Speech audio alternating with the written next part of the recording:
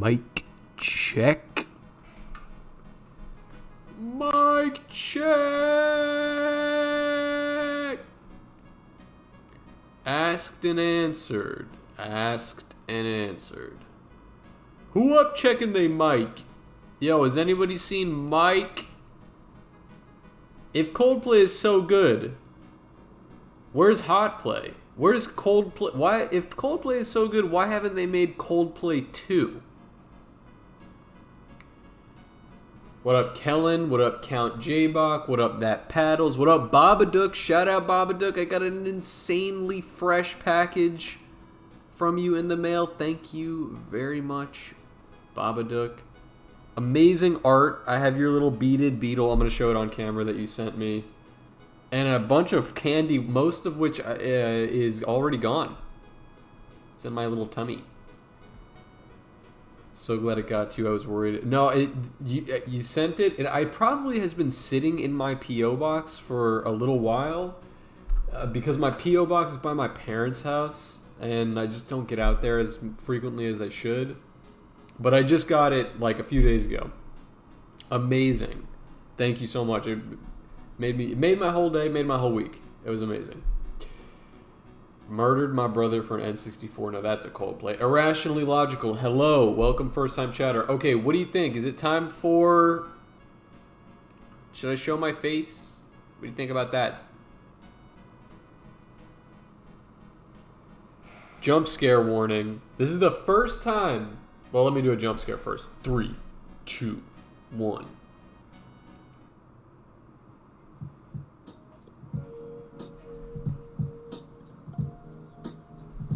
I got a haircut. What do you think of that? What's up, guys? Feels very good to be back here. Oh, Bottling Sunshine, what? What's going on? Oh, my mod is in the chat. All right, no more sending nudes. No more linking your nudes in the chat. My mod is in the chat. It was fun while it lasted. No more. I cannot protect you. No feet pics. Feet pics are fine. Tasteful feet pic. No lewds. You asked. You've been asking. Somebody's been asking. Okay, we're doing in our. I get paid in feet pics. All right, don't tell the Twitch staff. Can you see my face? Hello. I followed you recently on Twitter. Very based. Are you going to teach us to draw? Yes. Piggies. Oh, see, that's all you gotta do. You show feet and you get Yowlets gifting 5 tier 1 subs to the community. See? It ain't free, baby. It pays back in dividends. Yowlets! 1 sub for each toe. Yowlets! Thank you. We've got... you just... Welcome to the family. Moo Cow 921. ZZZ by Chew. Big Boy Chowda. Die Grim Die and H Fred Guy. What is happening? Gangsters. Welcome to the stream. I'm going to teach you guys to draw. We're going to keep it really simple. The person who just said I just followed you recently on Twitter, let me name names here. Cutco Knife Seller, welcome. You're officially indoctrinated into the Beetle gang. When are we going to get the smell stream? Dude, I have been emailing Twitch. Trust me, I have been emailing Twitch for at least a year now. Make it so you can smell through the stream. I know we have the technology. I know the government is withholding the digital smell technology. Enough. If there was somebody campaigning for president and they said we will release the technology that you can smell through a computer, I don't care if they're Republican, I don't care if they're Democrat, I don't care if they're freaking Whig party, doesn't matter. Give me the smell. Oh, did you guys ever? Oh my God. Did you guys ever? I don't know if any of you have ever been to Disney World in Florida. I live in Florida, so I've been there a bunch of times. Thank God they finally fucking got rid of this ride, but there was for a period of time. Is the music too loud, by the way? Is it drowning me out? Put in a little bit there. Oh my God, there was a ride in Disney World that was in their little futuristic area. Tomorrowland. Oh, whoa! Fork of cows!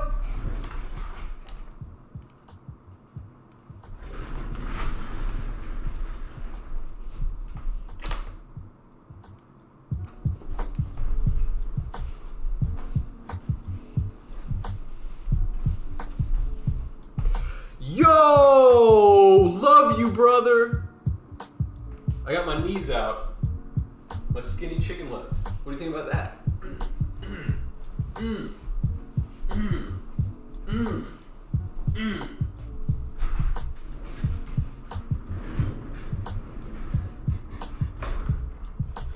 Dude, love you. Thank you so much. Thank you so much, bro. Appreciate it. Okay, let me shrink this back down. White boy got moves. Oh, dude. Anti-Semitism be damned. That boy can dance. Wait, hang on a second. Watch this. You ain't seen nothing. Where the hell is this? Oh, here. Oh, shit. No, that's not it. Don't go anywhere. Watch this. Oh, Twitch isn't gonna like this probably.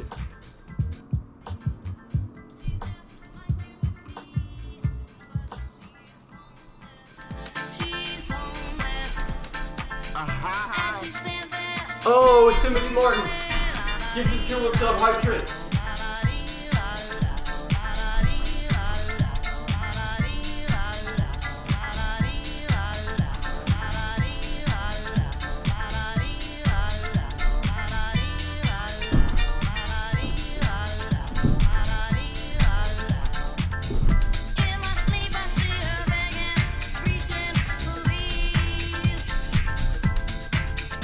Everybody get up. Everybody get up. Everybody get up.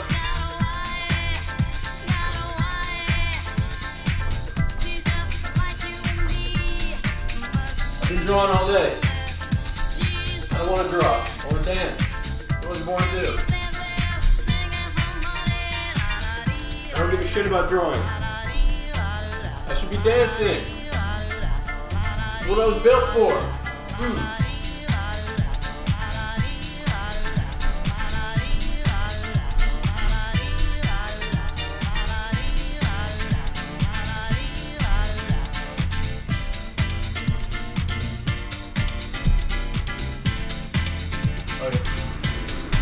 Okay. Holy shit. My body is my brush. Twitch is gonna freaking delete my channel over this.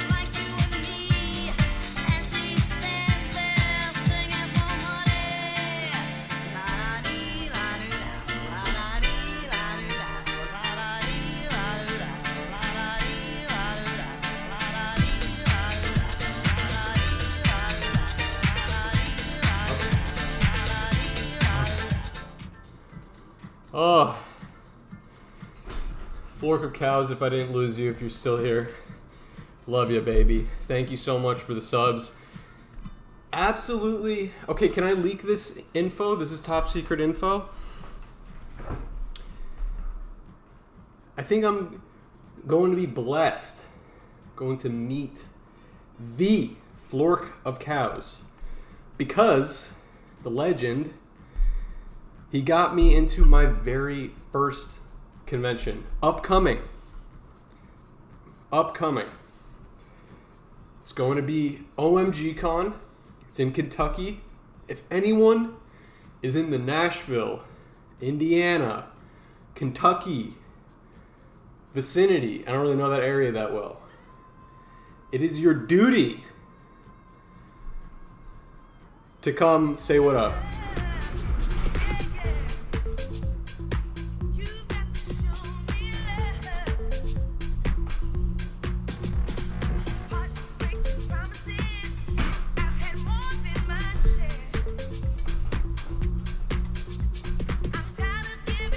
Everybody get up.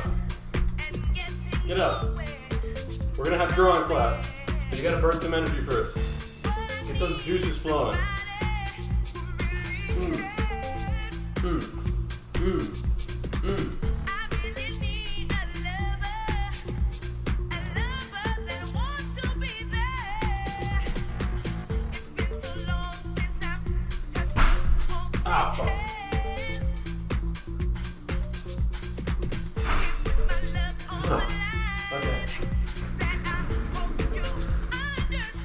Whoa, hot paper comics.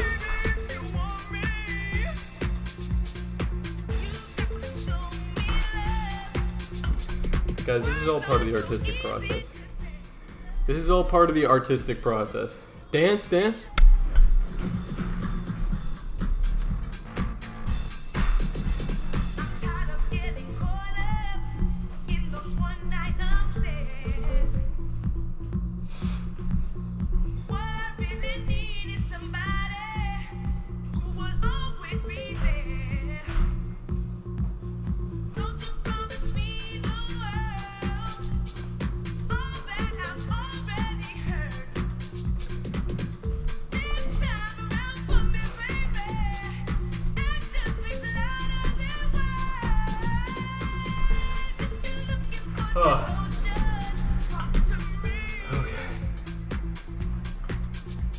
Okay.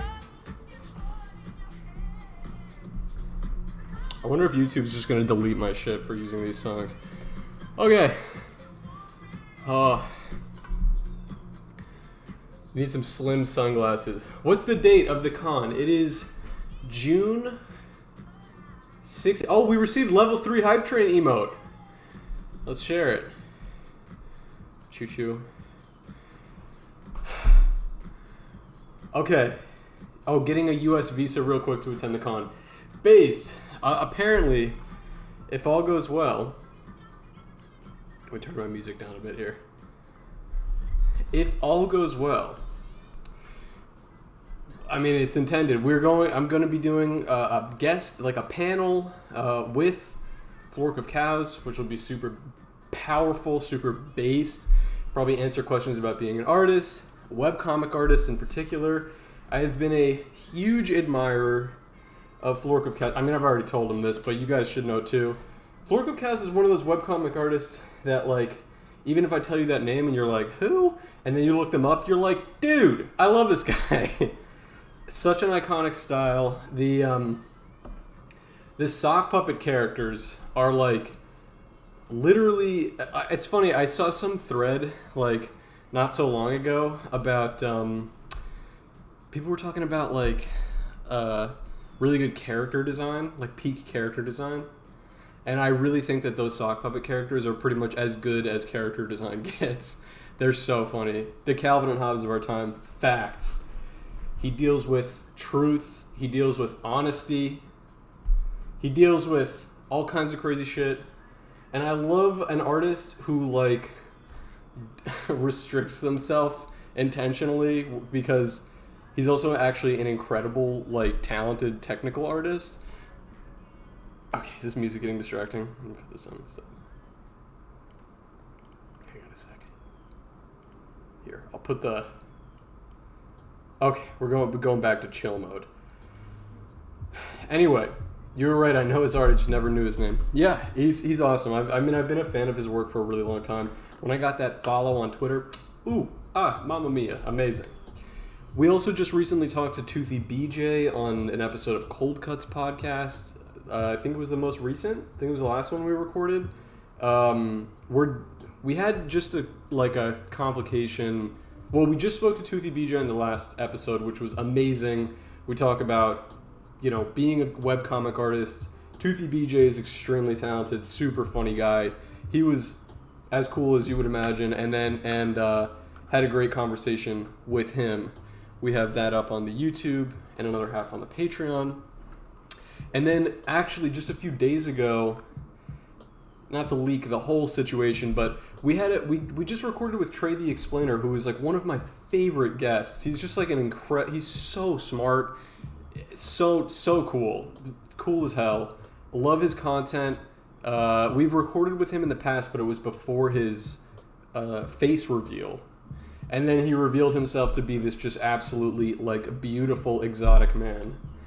So then we were like, okay, let's come back on. And it just happened to be during this sort of, he was kind of embroiled in like some controversy. He was on the right side of the controversy. Nardwong, you're not drawing a class dummy. I will. So we had him on, and he happened to be involved in this controversy, which was he was kind of beefing is not the right word, but calling out another scientist who claimed that they had found evidence of thylacine being alive, but Trey was basically voicing skepticism, and rightfully so. And he went into great detail about it on the podcast, it's just fascinating. Like, even if you're not somebody who's super into, like, I don't know, science or biology, the whole situation is really cool. I don't want to spoil the whole thing because the episode was fantastic. But Trey asked us, because he was also really vocal on Twitter, and it kind of reached a little bit of a boiling point, I think, between him and this other scientist named Forrest. I think Trey started getting some, like, heat or negative backlash for it, which is completely unjustified and unfair, but he just didn't, which is very noble, he just did not want to be known for this, like, drama. He didn't want to get involved in drama content, and he asked us to hold the episode, which is disappointing because I think aside from any of the drama, it's just a fantastic episode. Trey's, like, one of the smartest people we've had on the podcast, and, like, it's probably not fair to say. We've had a lot of really smart people on the podcast, but just super knowledgeable, super interesting, and he has so much, like, cool factoids about art and history and just and animals, and it was awesome. So we talked for like 3 hours. We'll at least be on the Patreon. Yeah, it sounds like we probably will make it a Patreon exclusive for the time being, and then if he greenlights it, because at the end of the day, even though it is a phenomenal podcast, it's one of my favorite that we've recorded. Like, I just admire Trey so much, and I'd like to consider him like a friend, and so obviously we're not going to post it without his permission. We'd never do that. So anyway, all this is to say, why did I get on this? I don't know. It's been a little bit of a hectic last few days. We were going to go live for actually a Cold Cuts episode, but we needed to record because one is supposed to go up right now. But Zach, Yellow Swag Studios, is like, he's working a job right now with his cousin, so it might be a day late. We might have to, like, record something tomorrow, but we might do what we were going to do tonight, which was stream it live for the first time on our YouTube. It might be tomorrow. I don't know if we're going to be able to do it tonight. Anyway, so instead, we're live. You guys have asked for an art class for a while. It's been a while. Wait, my boy Toothy was on the podcast? Yes, and he was freaking hilarious. We had such a good conversation with him. He's incredibly smart, and another, like, just super talented webcomic artist. So I loved having him on. Please check out that episode. Yeah, we're thinking about doing a live Cold Cuts. Let's see. Are we drawing cute flowers? I don't know. I actually hadn't decided what we're going to draw yet today. I was thinking of drawing... Are you guys sick of drawing bugs? It's what I've been drawing all day, so I kind of just got bugs on the brain. But I'd be down to do something like we've done in the past where we, like, take a vote, crowd vote here. Draw bugs.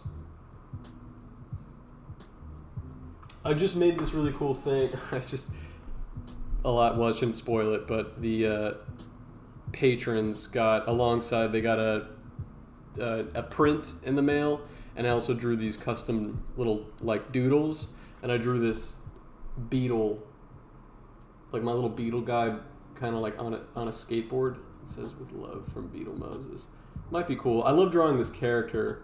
I also happened to get these stickers in the mail, which I know I've shown you guys, but these are coming with, you guys want to draw that? These are coming in the mail. When you order prints from me, I'm throwing one of these bad boys in here until I'm out. I think I got like 10 more-ish of those. So I got some cool stickers. I'm kind of like working through them slowly. But anyway, I love drawing that character. So maybe we'll draw that, and that'll be easy enough, I think, to teach. Draw Hoodwink Dota 2. Oh, Mesukaya! Just subscribed. Lovers Unite! They've subscribed for 6 months on a 6-month streak. Love you, baby! Another amazing webcomic artist in chat.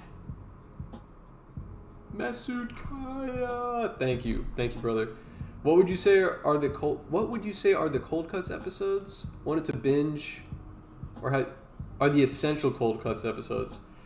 We do have a video on the Cold Cuts channel that is like the essential clips where we're just like crying laughing, like it's like a 20 or 30 minute like just like short clip of just us like dying laughing at the most like ridiculous shit. So if you wanted to watch that just to get like a flavor of the humor, that's on there.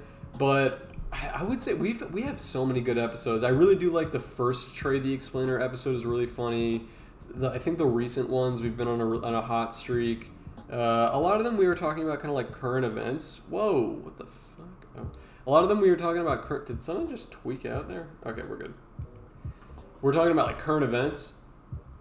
So some of them might feel a little dated, but there's a ton of really good stuff on there. We have, I couldn't even tell you what the best one is. Scroll through there. There's another one where we're dying laughing at like Jack Nicholson.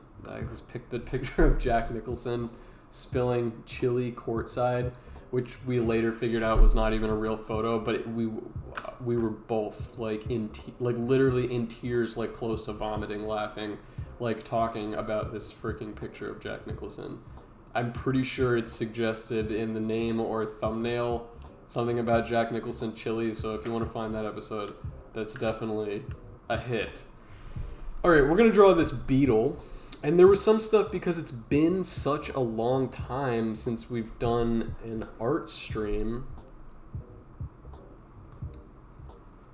I was going to say since I've done an art stream, but since all of us have been together. Just make sure this works. There we go. Because it's been a while, there's just some stuff that's been bouncing around in my head that I'd really like to instill in you guys. Some of it is, obviously I want to show you guys how to draw the thing. But there's just some things that have kind of had echoing in my mind also that I'd like to like talk to you guys about as well. So, okay, I'm going to show you guys once again. This is what we're drawing, okay? Did you ever draw a stick beetle comic? I don't think so. Can I draw a beetle with a cute flower? Absolutely. Maybe I'll draw this guy on a skateboard, but he'll be holding a flower. I'm gonna do kind of like a rough sketch version here, which is you don't have to copy, but we'll kind of just give you an idea of where everything's gonna be going. So here's this, okay. I'm going to draw this better in a second. Okay, that.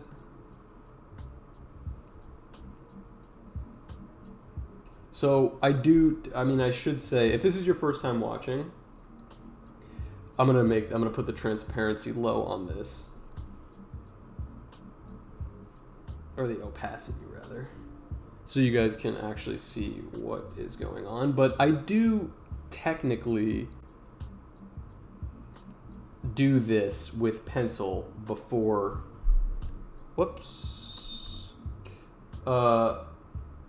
before I draw things. So when you're drawing, depending on what I always draw stuff on paper. So like all of my stuff happens in like a little sketchbook like this, right?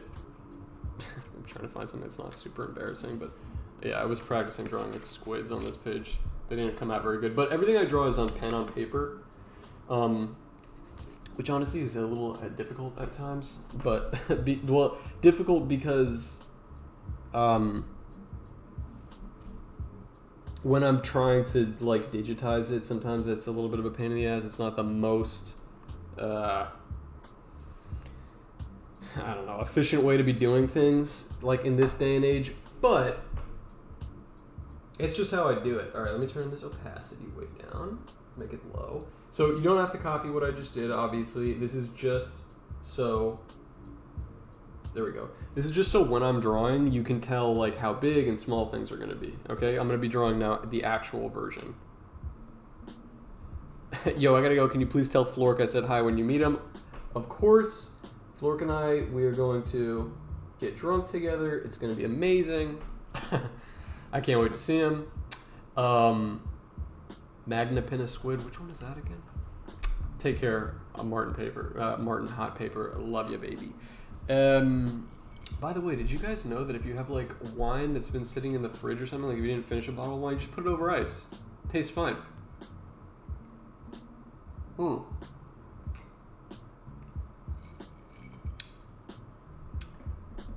Gonna be getting a little comic from an artist I follow tomorrow. I cannot wait to read it.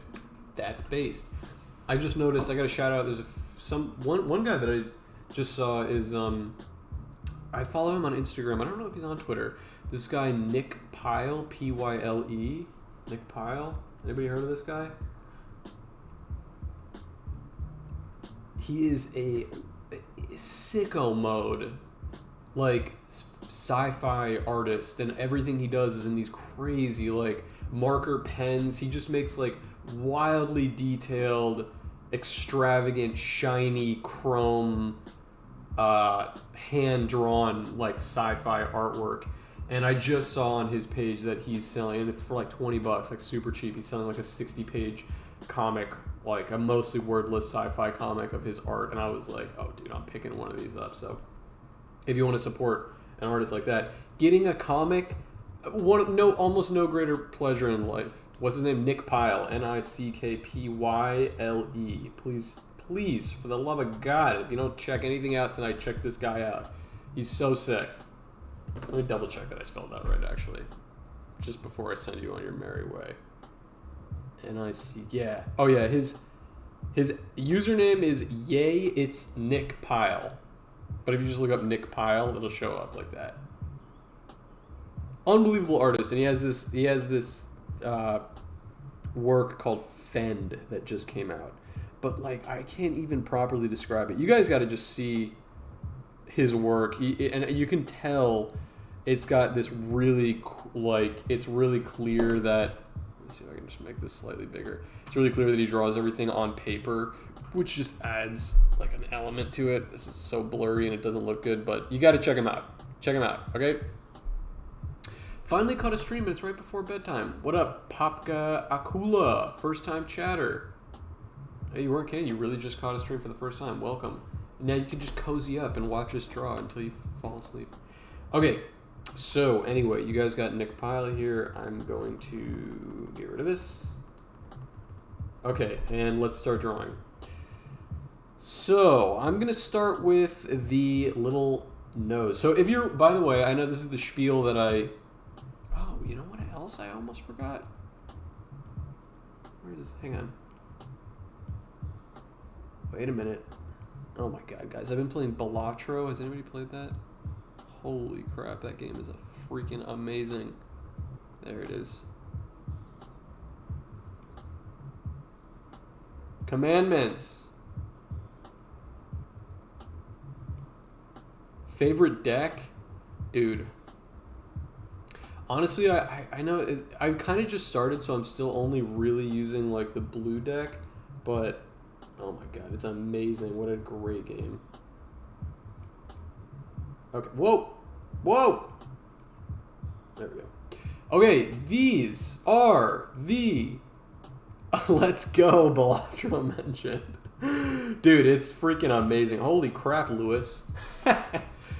Okay, before we get started, these are the Beetle Commandments. I completely haven't done this in so long. I'm getting rusty. Okay, ready? These are the Beetle Commandments.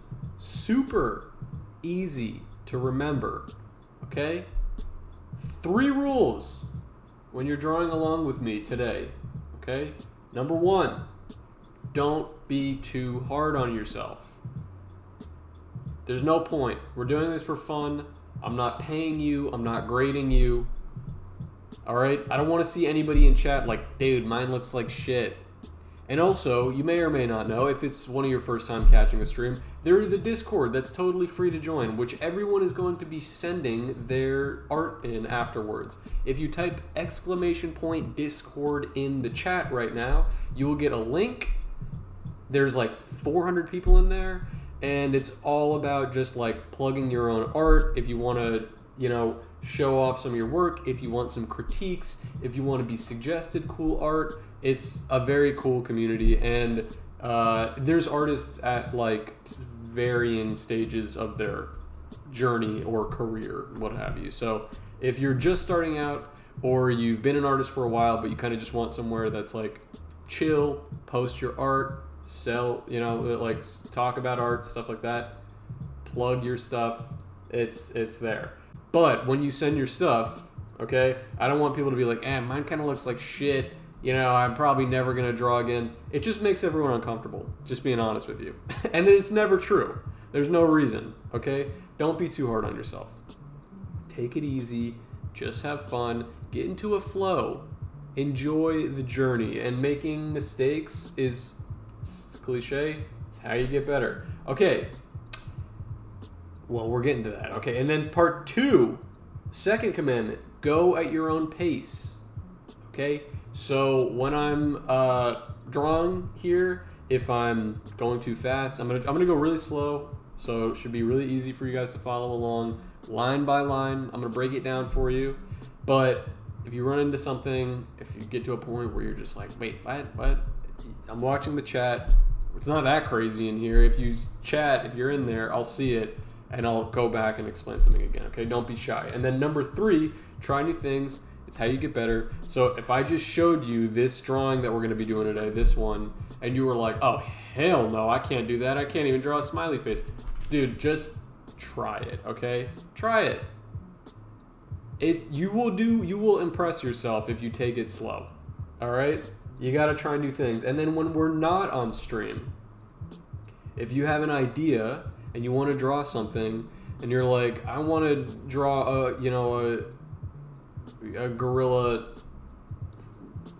sticking his gat out for the Rizzler or whatever, but you're like, I don't know how to draw that pose, I don't know how to draw a gorilla, I can't do any of this stuff. Like, I would highly encourage you to draw that thing. And I've mentioned this before, not to sound like a broken record, but over the past 2 years that I've been doing the Beetlemoses thing, there have been countless amount of times where I've had an idea or something has popped in my head and it features something that I've never drawn before. And it, I don't know, a type of person, an animal, a position, something bizarre, you know what I mean? And in the beginning, it was a long time before I would get around to drawing stuff like that. And as you work that muscle, as you draw things that you've never drawn before, the amount of time between Jesus Christ, I don't know how to draw this, to fuck it, we ball, that window closes rapidly. That's a muscle that you have to work. When you first start, you're like, I don't know how to draw this, and then you never draw it. And then on day 1, you're like, I don't know how to draw this, but I'm going to try. And then as you keep doing that, I don't know how to draw this, but I'm going to try it. I don't know how to draw this, but I'm going to try it. I don't know how to draw this, but I'm going to try it. You keep doing it, and eventually you're just like, it will literally become reflex. You'll be like, I have never drawn this, and I will try it right now. Do you understand what I am saying? Try new things. It's how you get better. All right, let's get to the thing. Also, if it's your first time popping in, I should plug my YouTube channel, which has all of the previous art classes on there where I talk about a lot of this stuff in detail. I'm going to go into other detail tonight, today, what have you. But if you want to hear more tidbits or just follow along or just get more practice, all of the VODs in full on my YouTube, which is right there. Nightbot just plugged it right there. YouTube.com/Beetlemoses. It's right there. Okay, so we're going to start drawing this. So this type of beetle, okay, has this interesting little, let me see how can it's got this little snoot. See, I have a little plastic one here. Boop. Okay. And we're kind of going to draw his little front horn things, okay? So it starts with a J shape, and you can keep it very close together, like a tight J. Tight J. Bring it up to there. For the amount of bugs you draw, I can't believe you haven't made a Kafka comic. I actually have drawn I just drew one like last week, but I should also mention this. I haven't put it in my Nightbot because I should start plugging it more. Did you guys know that you can see my comics early 2 different ways? One, on the Patreon. Okay, patreon.com/coldcuts, early access to beauty. And if you go right here, actually, matter of fact, I'm just going to tell you guys, if you're sitting there and if you're not drawing, or this is at least what you got to do, if you go to comicskingdom.com/BeetleMoses, let me double check that works. Comics Kingdom.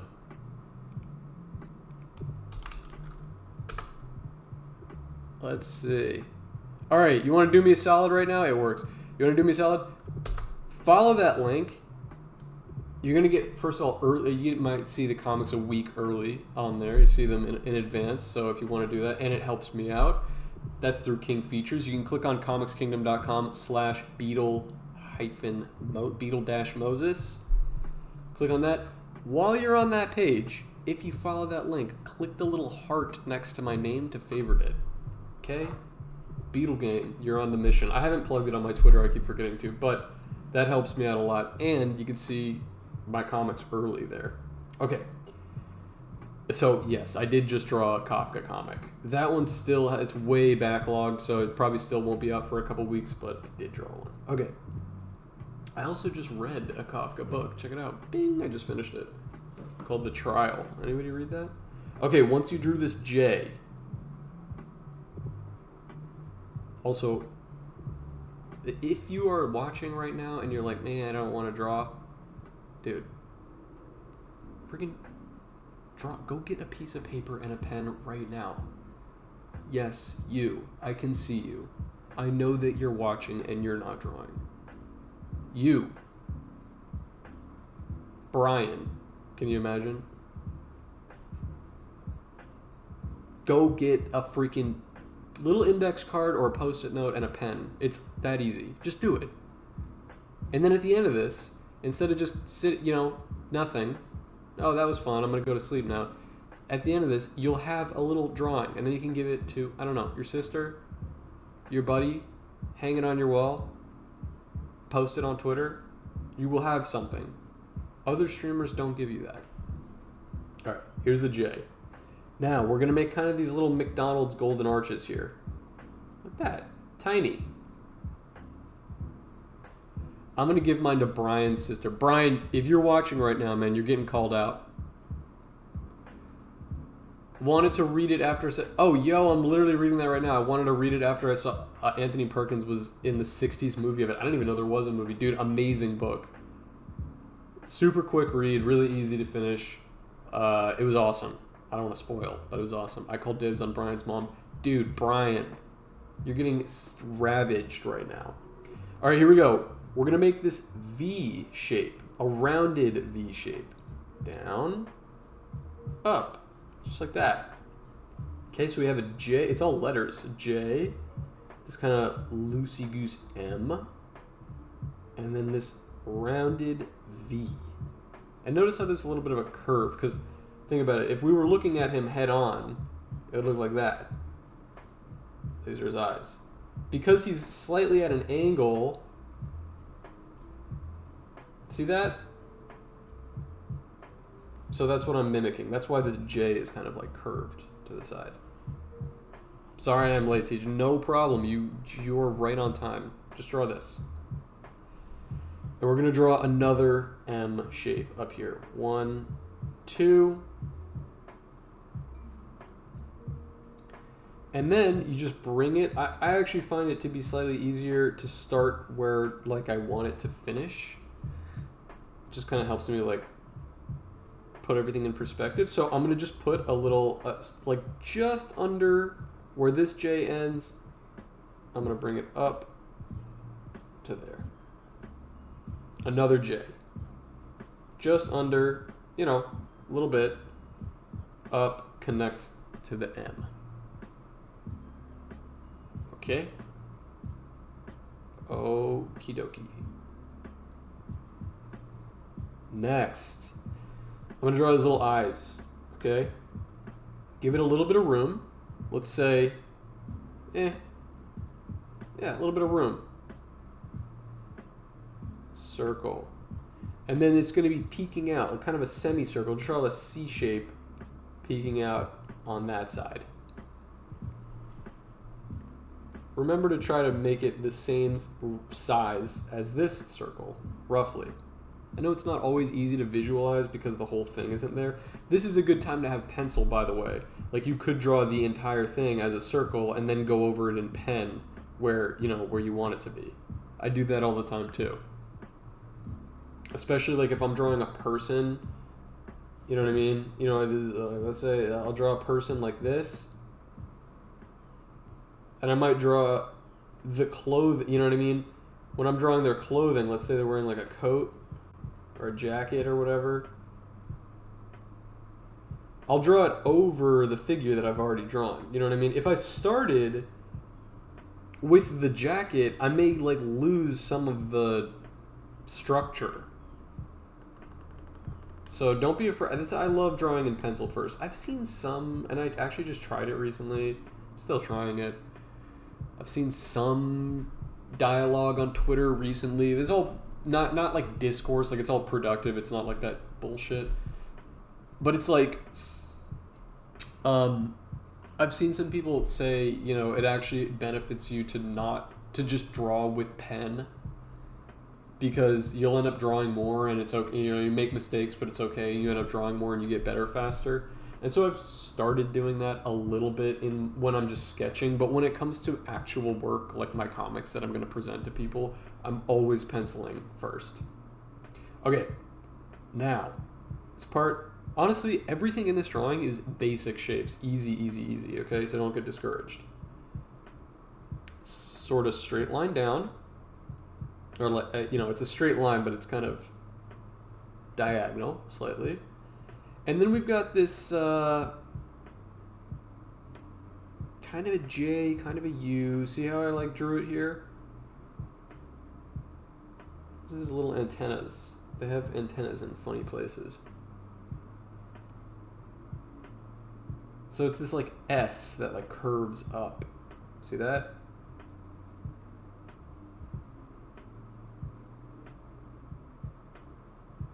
It's so funny, how people say at the dinner table when it goes quiet, it means that the food is good.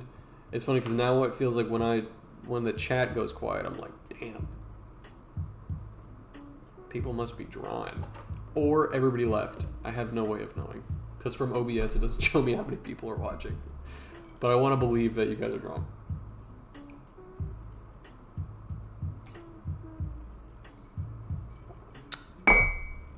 Can we talk about Balatro again? That game is so freaking good.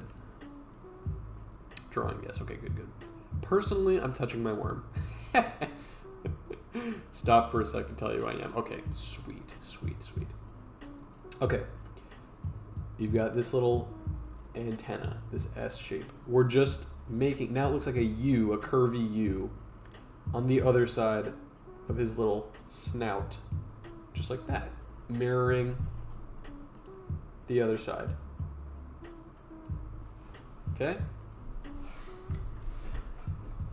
By the way, if you're caught up, really quick, all you'd have to do also is fill in a bit of the eyeball here. I like to, when I'm drawing bugs with the beady eye thing, I actually like to be conscious of not filling the entire thing in black.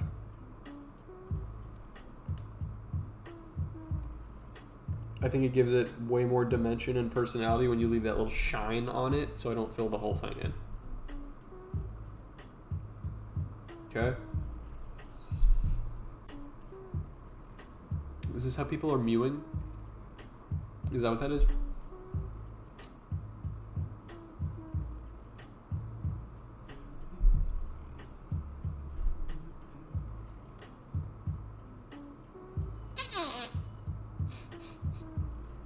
Okay. Beetle maxing. What's that? The Giga Chad music?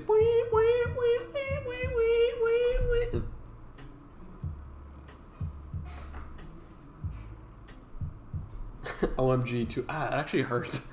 OMG. I can't believe I got filtered by Beetle maxing. No! Too hot, can't concentrate. You'll be alright. Okay, we're gonna go this little curvy bit at the top. See that? Okay.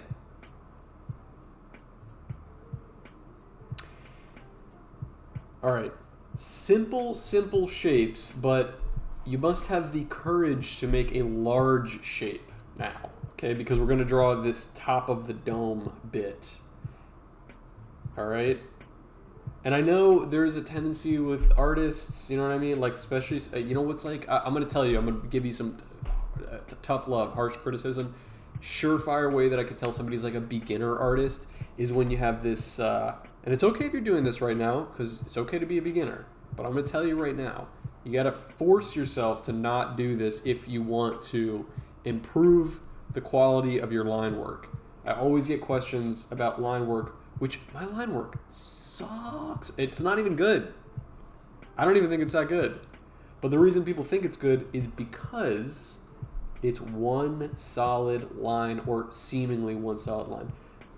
Early artists, beginner artists, and I know you've seen this, or maybe you do it, and that's okay. I'm not dunking on you. I'm trying to help you.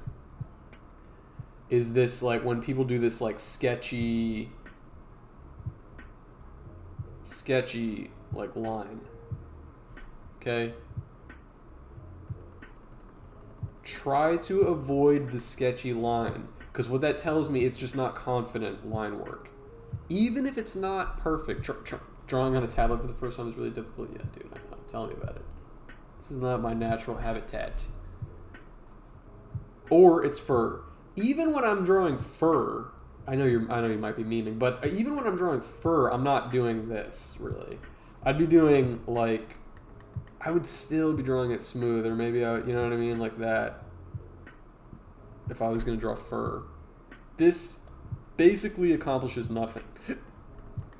So, the reason I even say this is because when you're drawing this bit, I would like to see you, exact same with tattooing too, I believe it, I would like to see you try it in one fell swoop, even if it's not perfect. Just have the courage, have the confidence to make this in one go, or seemingly one. I mean, you can make it in two goes. You could stop here at a point and then go up. That can be two goes. Feeling low-key called out. No. I've seen your artwork. Can I actually show it off? Can I show your artwork? Well, I'll show you this. I'll show them this at least. Babadook sent me in my P.O. box. I'll show it off. This is part 1. Look at that! A little beetle. Beady beetle. It's sitting right here in front of me on my computer. How cute is it? Beady beetle. The little eyes. This camera is not going to focus, but you get the idea. So cute. It's just sitting right here. Love that. Love that little guy. So sick. Beetle Moses. And look at this. I'm gonna frame it. I'm gonna get the material to frame it. Look at this drawing. Should make this larger. Whoa. What the fuck? What happened here? Look at that. Also from the Babadook. This drawing is amazing.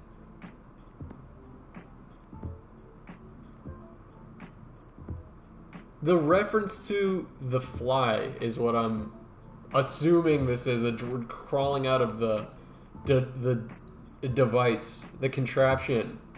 Amazing movie, and I freaking love this drawing. How sick is that? I just got this in the pack in my P.O. box from the Babadook, who's in chat. So everybody shout out the Babadook for this amazing art. This, the Beady Beetle, and a bunch of candy, which I'm embarrassed to show because I've completely ravaged it. But I got this in my P.O. box, and I mean, it made my whole month. It is just absolutely amazing. So, it's sitting on my shelf right now because I have not had the chance to get a frame for it. But it's going up on my wall in a frame. Just like I have my... Let's see. That is Bottling Sunshine. And that is Apple Guy Comics, who I've shouted out on here too. Really cool lithograph print. No, Rizo print. I don't know what the word is. So I'm gonna frame this one up there too. Beep. I might put it in that little crevasse underneath Bottling Sunshine, or maybe up next to it. Anyway, so big thank you to Bottling Sunshine and amazing artwork. Here, I'll set this one down right next to it here, so I can show it off again. Yeah, The Fly is an amazing movie, unbelievable movie. I actually just saw it for the first time like fairly recently. Really good. Okay, let's see here. Whoa, what happened? Where's the hand tool? There it is. Okay, so the reason we brought that up is because I was saying try to draw this all in one go, okay? Roundabout. Watch what I do first. Up and the hook, because he's got that at the top too. Which is funny, in this context, it almost kind of looks like little Elvis hair curl a little bit. You know what I mean?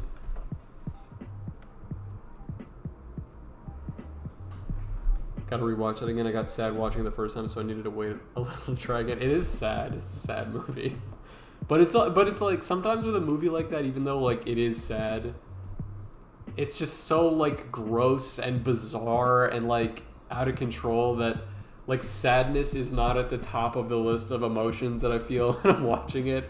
It's awesome though. It's extremely goopy. Bottling Sunshine becomes Bottling Moonshine when she gets turned. That's funny. If Bottling Sunshine ever wanted to do like if their account got banned or something. Yeah, I don't want their account to get banned, but if they needed to make like an alt, I think that Bottling Moonshine would be a cool one. David Cronenberg is pretty great. Yeah, Cronenberg's nuts. So. Okay, so we're going to draw this little connection into there, and then another quick, easy J to connect this headpiece. All right, I'm actually going to make that slightly larger. There we go, bonk. It is sad, but also disgusting, which I love. Perfectly shows how CGI will never be better than practical effects, or even come close. You church, preach, 100%. Practical effects over CGI every day of the week. I don't know why. It's not even just Hollywood, like even independent filmmakers, everybody needs to get on the get back on that practical effect wagon. Fuck CGI.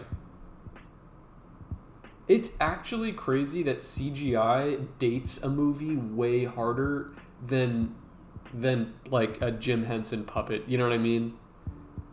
Like, it does date a movie, like, when you, like, are watching the original Star Wars and you're like, oh, shit, I forgot that Yoda is straight up a puppet in this movie. A Muppet. You know what I mean? Or The Fly, or The Thing is another perfect example of just, like, in some ways you're like, I know how they did this, but you're also like, how the fuck did they do this? Do you know what I mean? CGI is just like, when you see a movie and the CGI even just looks like a year old, and what's really odd is that for the amount of time that CGI has been around, it really feels like it's like capped out. Like, the new Avatar movie, not Last Airbender, like Avatar, like James Cameron's Avatar. Henson changed everything. Dude, side note, but back when I was so based for this, but back when I was in like elementary school, I had to do like an essay, or I think I had to write an essay about somebody, like an artist or somebody that I liked, and I picked Jim Henson, and I wrote a really fun essay on him. So based. Friggin', I love Jim Henson so much. And I love his I love that he was like heavily involved in those first Star Wars movies, because it's like it really does take. It's like they have to be innovative. Count J Buck. I mean, Jurassic Park still looks good, so it kind of depends how it's used. Okay. Respectfully, I disagree. And what bugs me about Jurassic Park, and I learned this recently, is that they, in the theatrical release, I could be wrong. Okay, wait. I should fact check this. It's not interesting for me to look this up, but somebody could fact check me right now. Because I watched Jurassic Park fairly recently, and this is a hot take. I love dinosaurs. I've never seen a Jurassic Park movie. Maybe the first one, but like Jurassic Park movies just don't do it for me. The first one, good movie. How many have they made now? 28 more Jurassic Park movies, and Jurassic World, all of it. I've never seen another good one. And what's aggravating about the original Jurassic Park movie, because it came out in what, 80 something? 88? The original Jurassic Park movie, when it was in theaters, used practical effects. When it went to home video, they put CGI over it instead. Which bothers me. It's just like the freaking George Lucas thing that everybody clowns on, that now you like can't, unless you have the original VHS or something where you pirate it, there's no way to just watch legally the original Star Wars movies. They put all this CGI garbage, which looks really bad, because it was like CGI in 2002 when they added it. The new ones have Dallas Howard. This is true. I just think CGI, it always, you put CGI and practical effects toe-to-toe with one another, and you ask anybody who's not like a freaking AI crypto bro, those are the only guys who literally, like, how many of those guys are there? 500,000 maybe globally. I think they're like really overrepresented on social media. It's like maybe 500,000 of these AI tech bro guys, and it's like they all share like 2 brain cells that are working overtime. Those are the only guys who are gonna be like, actually CGI kind of looks better in this movie. It's like, dude, please give me a fucking break. Okay. I know everybody said this is not I'm not pushing any new ideas here, but like, I strongly suspect that most of those AI guys are just bots themselves. That one time a while ago that I like tried dunking on one of those AI, like, I just produced a comic in AI. The future is now. I was looking at their replies and their other posts, and I was just like, this is not a human. It's not. I also kind of fucked with when CGI looks absurdly faked. I watched Johnny Mnemonic last night and was like, the way they tried to show the internet in 2021 in a movie made in 1995 is so good and funny and nostalgic.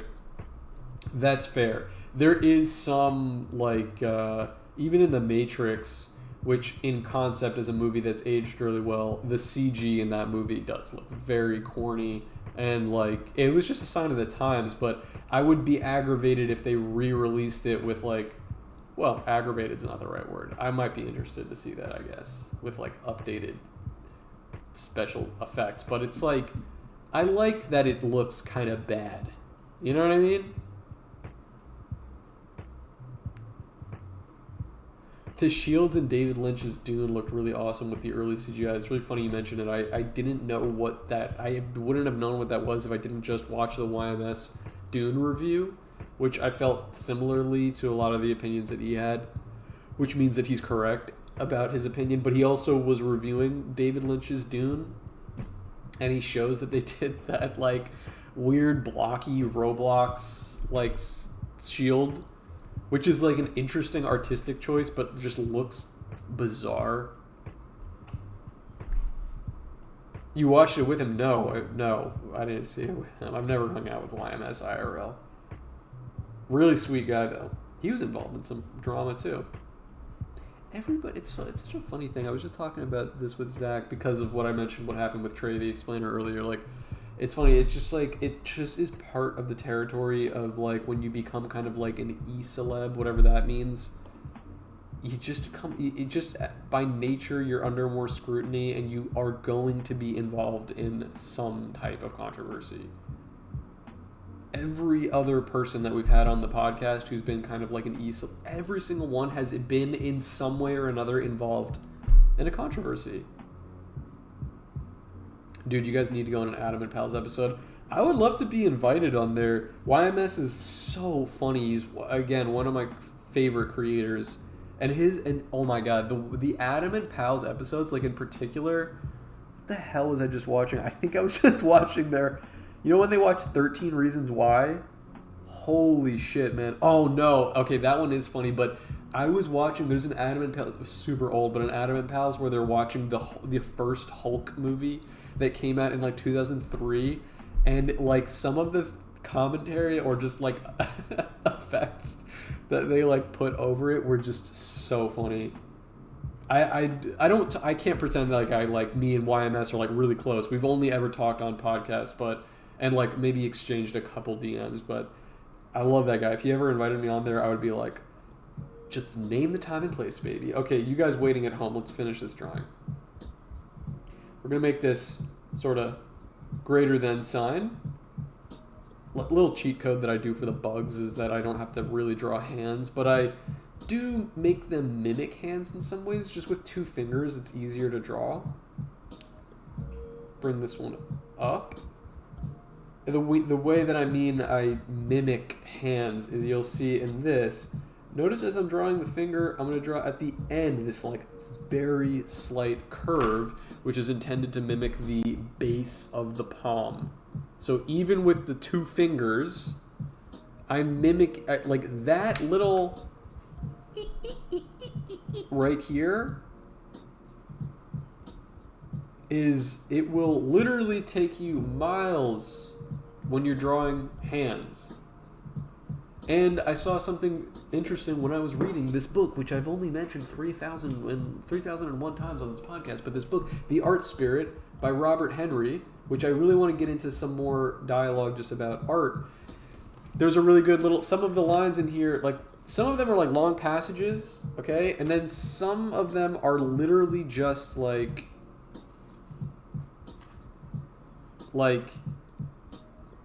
a fortune cookie. It'll be like 2 lines, like this, like just like boop, like that. This entire paragraph is like 1 chapter. Okay, if you're an artist, I cannot recommend this book enough. It's awesome. I still flip through it from time to time. Read it super easy because it's literally mostly bullet points. So clever, so smart. It's like 25% actual painting,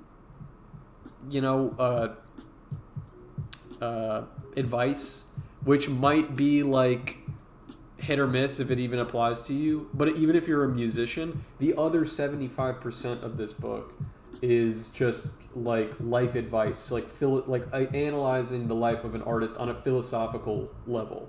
And at the beginning of the book, he's like, I'm going to bring up a bunch of points. If you don't agree with anything in here, amazing. Prove me wrong. Not saying like I'm right, but literally like I just want to get an idea kicking around in your head. Very inspiring, interesting book. The Art Spirit by Robert Henry. Can't recommend it enough. Anyway, the reason I bring it up right now is because he says in there that hands, when you're drawing hands, almost never have it so all of the fingers are visible at one time. Like in a still image. Like when you're looking at a photo, like even right now, look at this, boom. This is just I put my hand in frame completely randomly. You can really only see 1, 2, 3, 4. And then my other little finger is like tucked behind here. You see a sliver of it at the top. But this is his point. It's like a hand in action doing something. You typically won't see all of the fingers. But what you can do to really drive home the hand thing is try to remember that little heel part of the hand right here. Works wonders. Something that I picked up on, who God only knows when, maybe in middle school when I was doodling, and it's always stuck with me. All right. Here we go. Continuing. Straight line for the arm. Bugs are really easy to draw limbs of because they're kind of segmenty.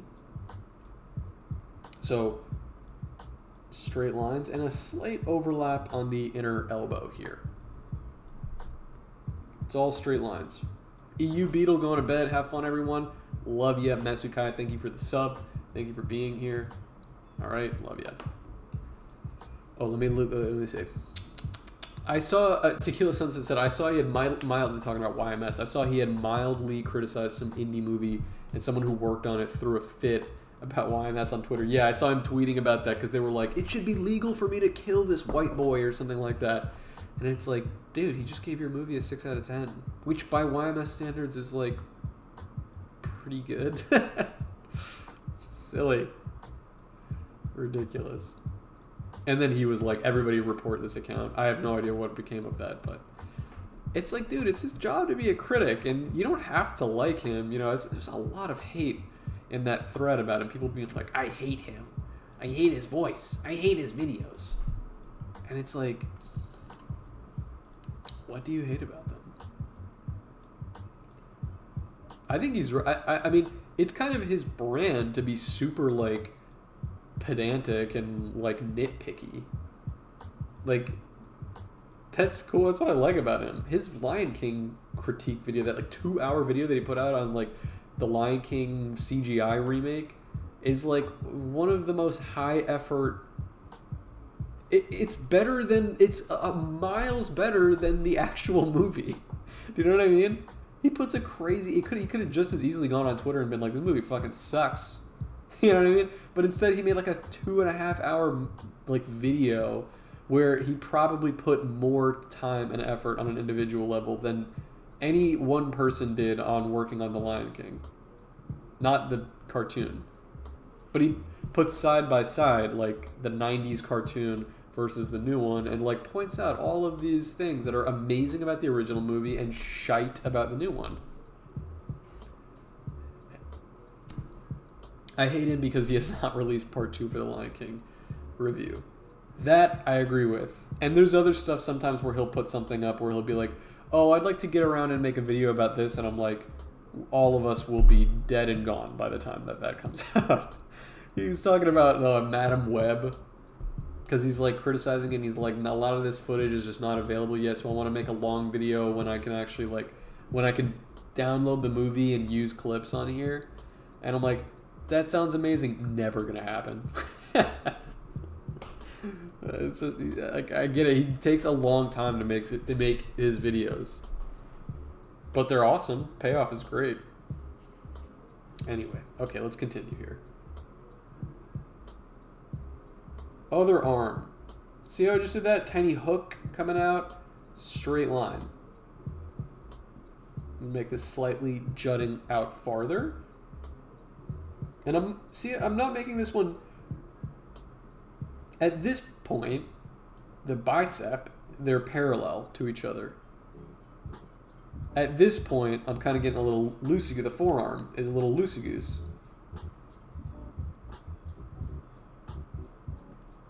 Just like that.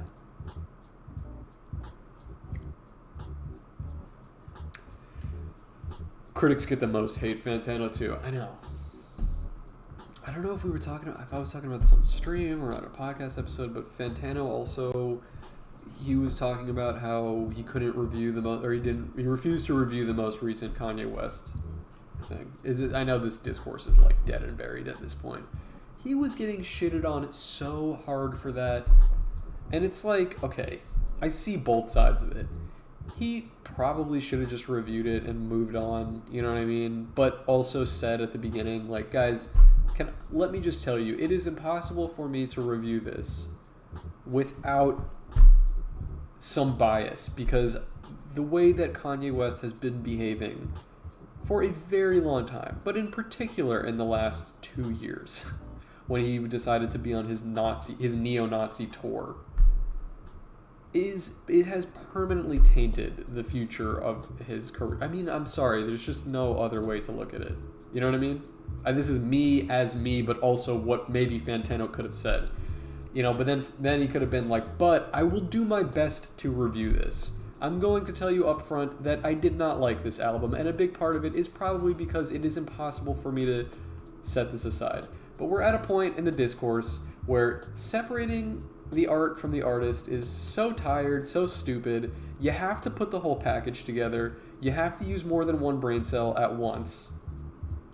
You know what I mean? And here we are. And then he could have reviewed it. And if he gave it a good review, whatever. And if he gave it a bad review, whatever.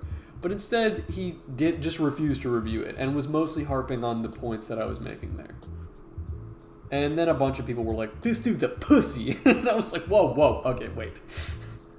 I was like, okay, he's not wrong. Like, yeah, you can look at him and be like, it's your job. You're a music reviewer. It's like, yeah, he's a human being first and a music reviewer second. And before he's a music reviewer, he's a YouTuber. And so he's going to talk and he's going to make content. And in this case, he's talking. The content is relevant to music, but it hindered his. Like, since when are we upholding Fantano to, like, I have to know your number review for this Kanye West release? Who cares? Fantano shit on Rammstein, so he's dead to me. That's hilarious. I'm not even really doing this to say that it's not that I agree with everything Fantano has said or done or how he's moved. I mean, he's a grown man, right? He's going to do things differently than maybe I would do it. But from just a freaking consumer with 2 O's point of view, I've watched Fantano videos for a while in the past. From time to time, I still watch them if he's talking about a new music. He has put me on to music that I would not have found otherwise. So, in some ways, I'm not going to hate. And fuck Kanye West.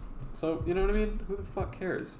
Everybody that was kind of like piling on Fantano, I just felt like I was like, are you really mad at Fantano, or are you more like of a Kanye West glazer? Do you know what I mean?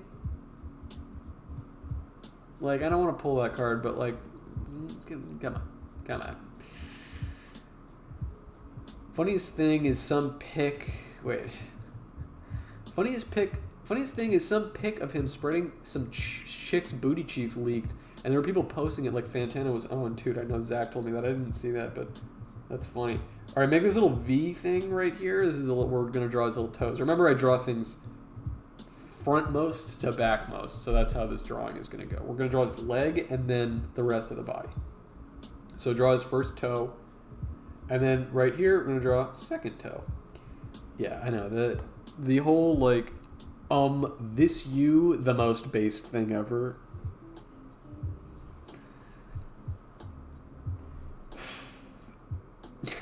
I don't wanna is always the best excuse to not do something in my book. It's so true.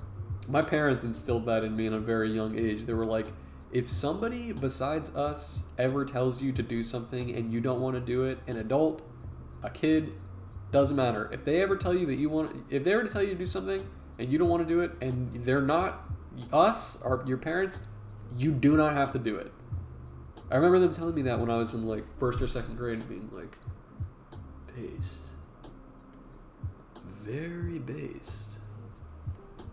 And I still am like that. I honestly do feel sometimes like it is a little bit in my nature to be more of a dick to needless authority. You know what I mean? Like when somebody's supposed to be in charge, it's hard for me to be like, I usually will just be like, who are you? Who are you? You're not going to tell me to do something. It's why I've never gotten a promotion at a job. Okay, here we go. Up, so I just curved the back of his foot, his heel, and connected. That's the make me impulse. I know, this shit's real. Yeah, he might have helped introduce me to one of my favorite albums of all time. Oh, really? Main Game Boy. What album is that? What album would that be? I'm trying to think. What did he put me onto that I had never heard before?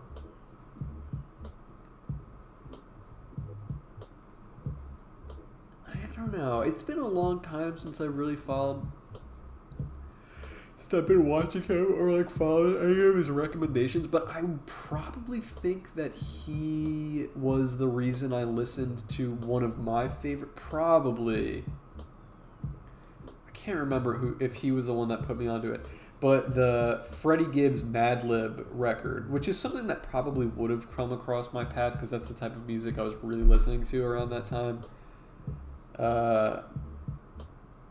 That one probably I saw he gave a really good review of, and I was like, I'll check this out. And then I was like, whoa, and that's still one of like my favorite records. That's such a good album. The first one, the second one's good too, but that first one is just amazing. All right, little L shape here. Volcanic Bird Enemy and The Voice Concerned by Lil Ugly Mane. I love that album so much. I hope you listen to it. I don't know that particular one, but Lil Ugly Mane is amazing. I love the record Third Side of Tape by him, and then of course like Mr. Thug Isolation is really fucking good. He's just like out of fucking control. He's so good. He has a good record too that he released under the name like Bedwetter, which is I can't remember what it's called, but that one's good too. It's been a while since I've listened to it, but it's a powerful tape. Okay, let's see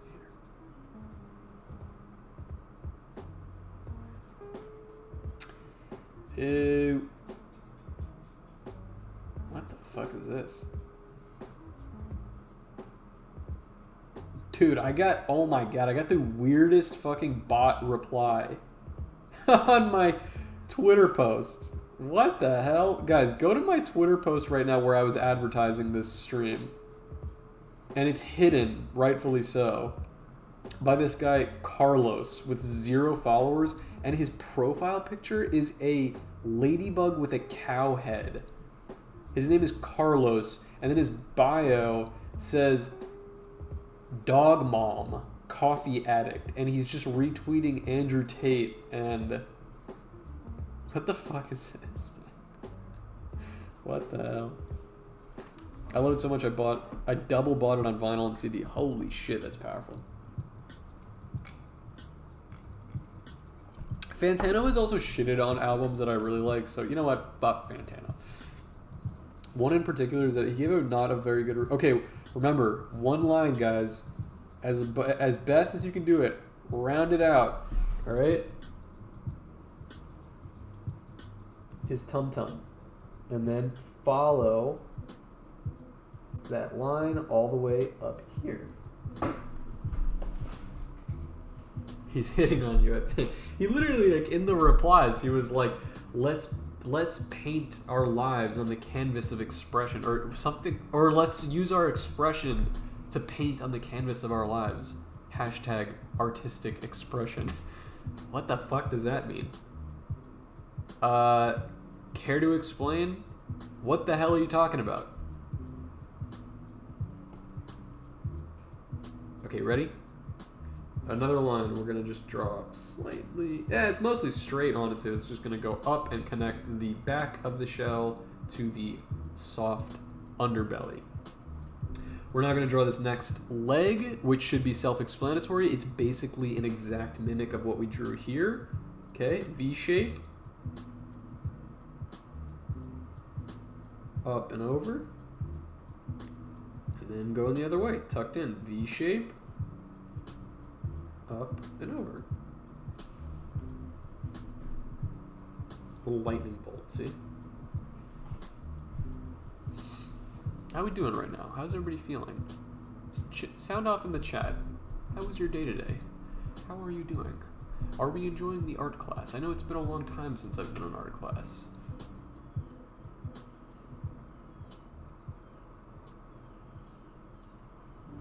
I just got contacted, by the way, by XP Pen, who was the company that sent me this, which I honestly, like, wow, they fucking blessed me, man, because I did not have a drawing tablet to connect to my computer, and they sent it to me for free, because your boy is an influencer.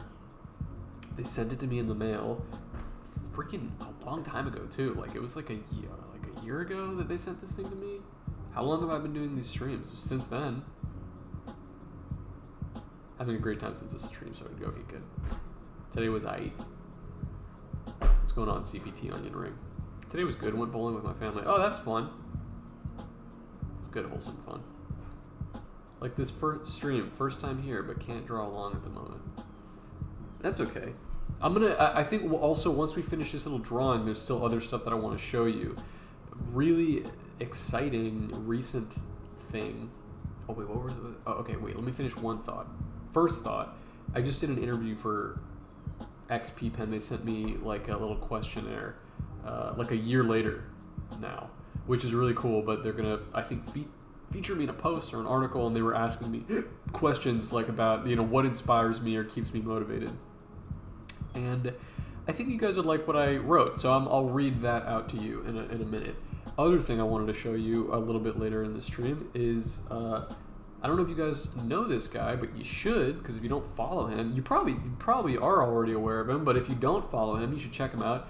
This rapper named Ben Beal.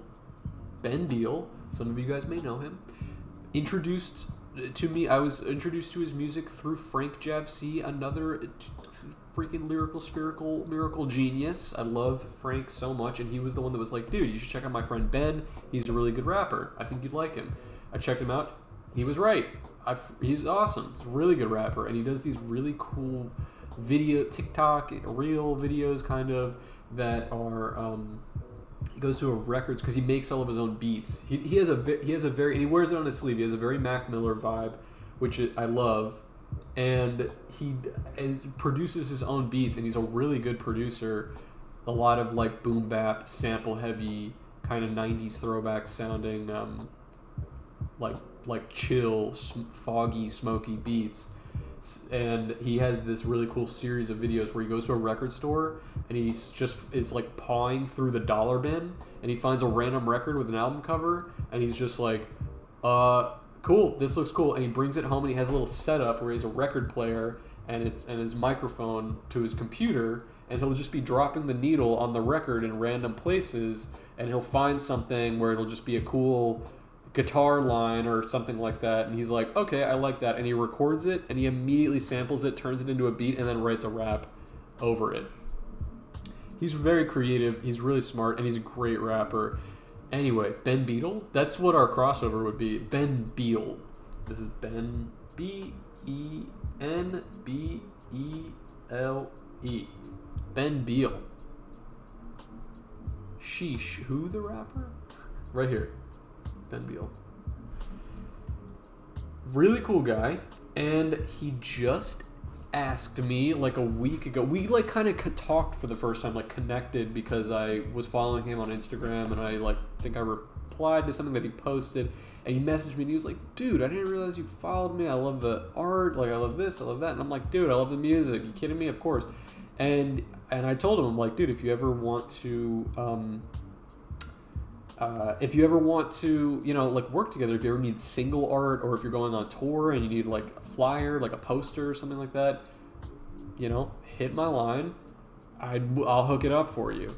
And he was like, dude, that'd be awesome. I will definitely do that. And not even like a week later, he was like, bro, can I take you up on that? I'm actually about to announce a tour, and it'd be really cool if you know, how much would you charge, and how quickly do you think you could get a poster done for it, like a flyer? And I was like, bro, I could get it done before the end of the week.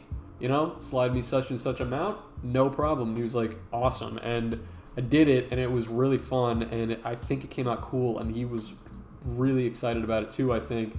He's going to be dropping it, I think tomorrow or the day after. He's going to like post it and officially announce the tour. But when we finish this drawing, I'm going to show you guys what I worked on, and I'll kind of a sneak peek. He probably doesn't want me to sneak it, but you know what? It's my stream, Ben. So I'm going to show it, and I kind of want to break down for you guys like what my process was for drawing it, because it was fun and exciting and a very good learning experience for me. So anyway, I'll show that to you guys as soon as we finish, and we're almost done here.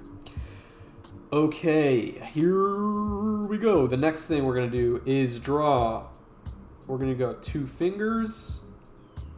Okay. And now, because the arm is, think about the way that this forearm is angled. See how it's shorter than this one, these two. But think about the angle. This one is angled basically perfectly at the side.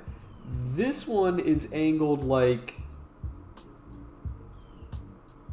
that. See what I mean? Where you need to be, like, it's going to get smaller towards the end, wider towards the front.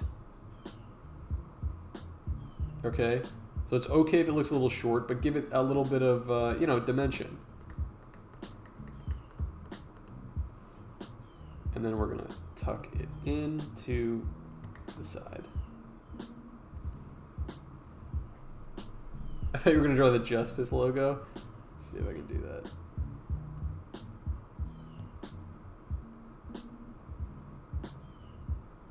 Like that? It's hard to do, actually.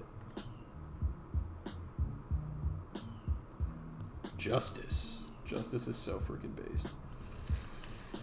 Okay.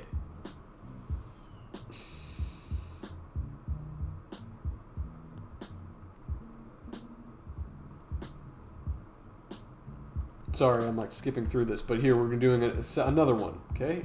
We've already drawn 3 of them, so I feel like you should have a good idea of how to do these by now, but little W shape for the hand, okay? And then just bring the arm in, like that. Okay, we are now moving on to the skateboard. The Beetle is complete. We'll color him in at the end too. So, follow my lead. All right, we're gonna start at the outer ankle here, and try to do your best, if it's possible, to make this one line. Okay? Watch me. Oh, I already fucked it up.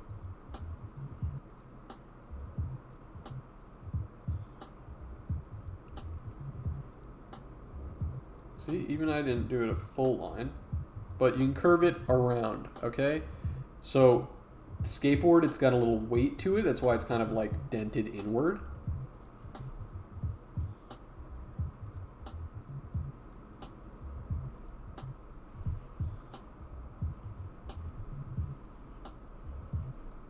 Okay?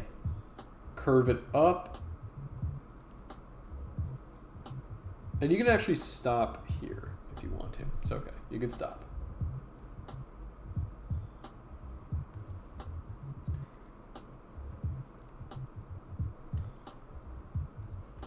Alright, you can now connect this bit. Follow that sloping line. The front of the skateboard has this lip to it. It's kind of cartoony that I'm like accentuating it, but the skateboard does have that. So give it that little lip, okay, at the top. I'll let you guys do that because I know that shape is a little bit confusing for some people. But just picture, you're basically just drawing this like hot dog shape, and at the very end, rather than it rounding out, you're just gonna give it like this hook up and over. And the next part is very easy. At the back end, little line, just line down, kind of peeking out, and you're going to follow parallel, very skinny,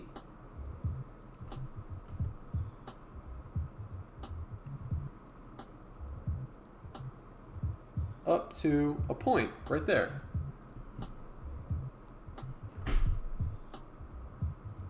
Just following that line. It's a very loose S shape. Like that. Curve and that. Oops, I should probably do it where you can see it. Curve and that.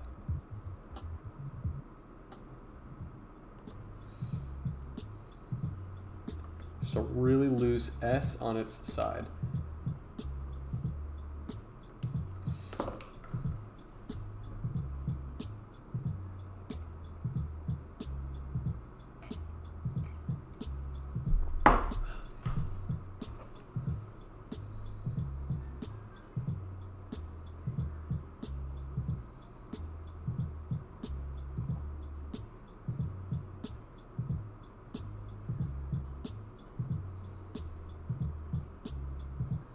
Okay.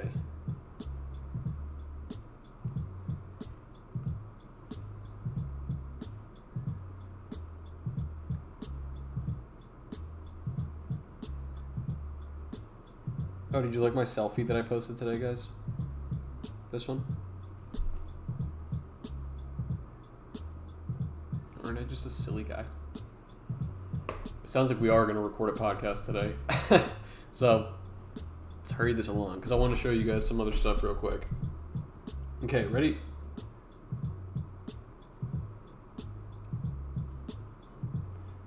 Small C, just to curve this up into here.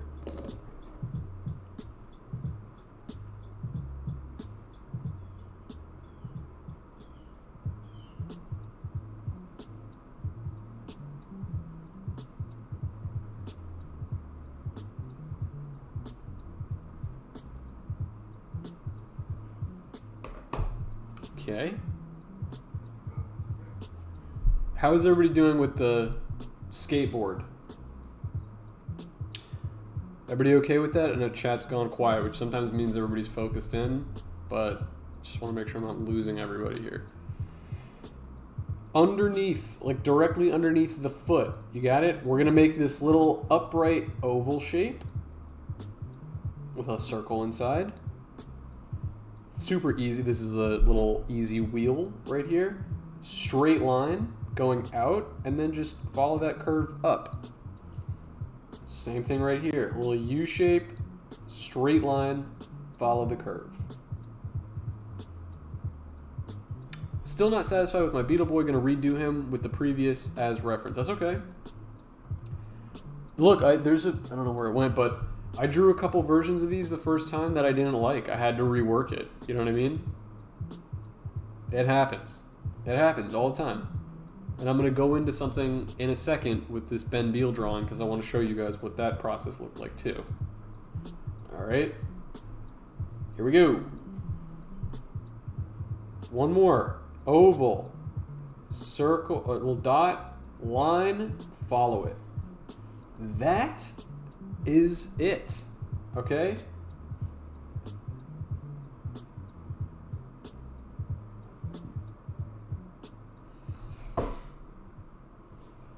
That's it. Let's do a paint bucket fill.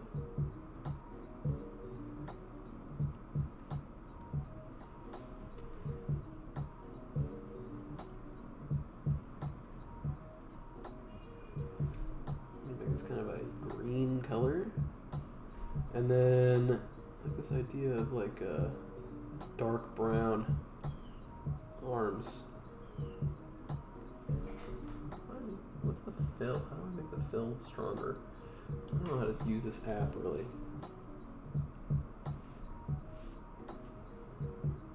Look at that.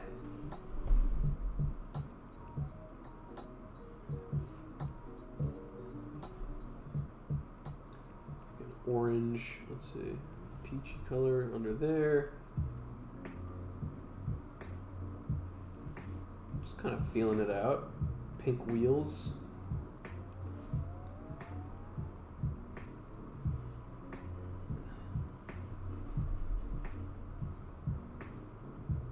Perfect. And let's see, let me pick up this color. Do some shading around the side. Look at that.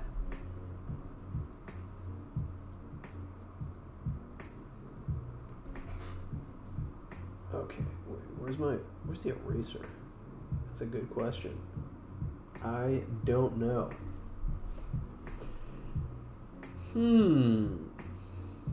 Good question. I don't know how to use this app at all, bro. Cover this up here.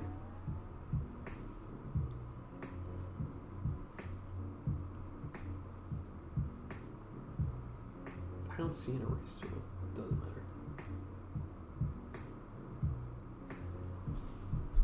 How do you make the fill work so well? I don't know. I mean, at this point, I'm used to, especially on, oh my god, on freaking Procreate. Because even though I draw all of my drawings and comics on paper, I like scan them and then I'm coloring them digitally. And Procreate is such a pain in the ass with the bucket fill. It's just so annoying. The first like month of Beetle Moses, where I was like not even really doing color, and then I started coloring stuff with Procreate, and like I look back on some of that stuff, and it's like I could not figure out how to use it right. There's a lot of it where it's like not filled properly. So it's just a lot of trial and error, and now I know when I'm drawing to make sure that all the lines meet, all of them connect, you know what I mean? And then the bucket fill works better. Honestly, I actually do think it's better practice to just make a layer beneath. On a case like this, if you're drawing digital, make a layer beneath and just color it. You know what I mean? Actually paint it. It looks better, it looks more detailed and active, and you know what I mean? But in this case, I want to move things along. I want to show you guys this Ben Beal stuff. I know that some of you might still be looking at this. Can I move to a different screen quickly? I'd like to show you what I'm working on here, what I'm twerking with.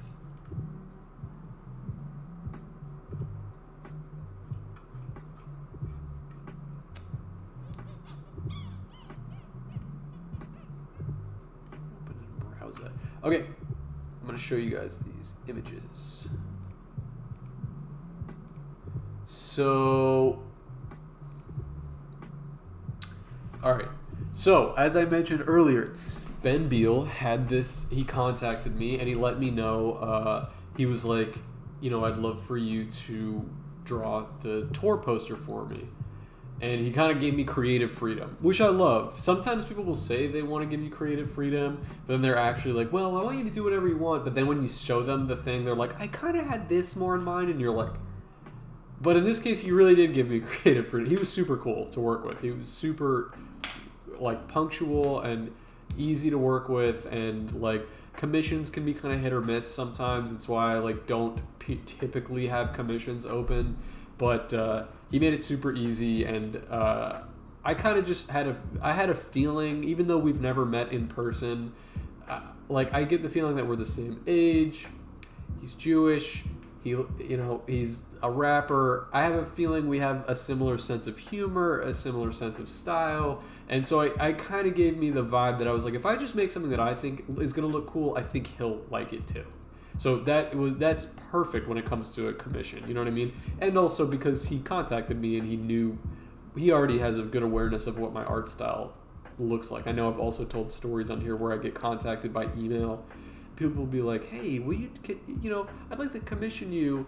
Can you do like a hyper-real, like a Blender painting of like an anthro? And I'm like, what? I'm like, how did you even find me? But I cannot do that. I know somebody who I commission. I give them creative freedom, and they give me a bunch of different concepts, ideas, and I pick which one they want to build on, continue, which is good. Yeah, that's a great method.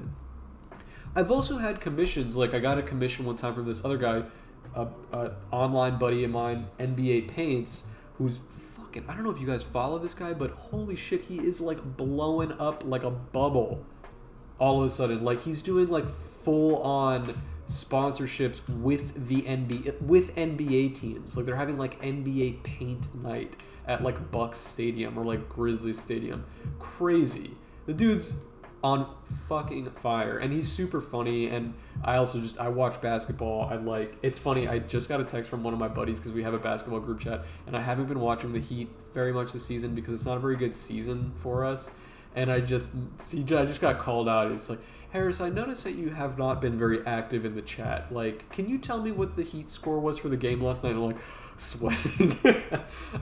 Anyway, NBA Paint commissioned me like a year ago. Also, he wanted me to draw a 3-panel comic for his friend who was a fan of mine for his birthday, and he gave me like an exact outline of what he wanted it to look like, which was also super easy because it was basically I just did it.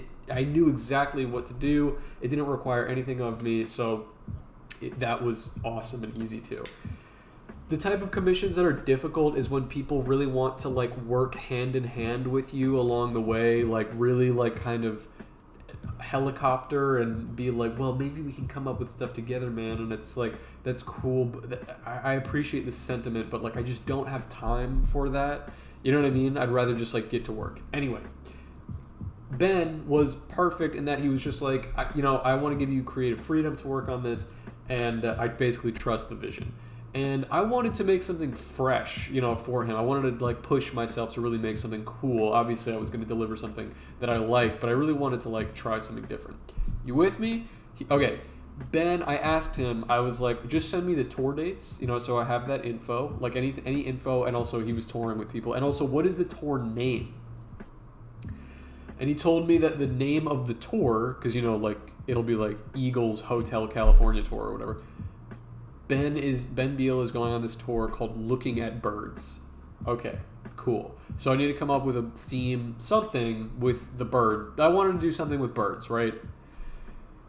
He told me that probably on like Sunday, and I'm thinking, okay, what do I do with birds? I mean, it's like very open-ended. I could come up with a bunch of stuff, and I had some different ideas, but as I was falling asleep on like Monday night, I had this idea in my head, which was a little kind of cheeky. I knew Ben would think it was funny, but it was also me ribbing him a little bit through way of this idea, was doing, do you guys know the Greek story of Prometheus? Not the movie Prometheus, the Greek myth. Prometheus was, long and short of it, he stole fire from the gods and gifted it to the humans. And as punishment, the Zeus punished him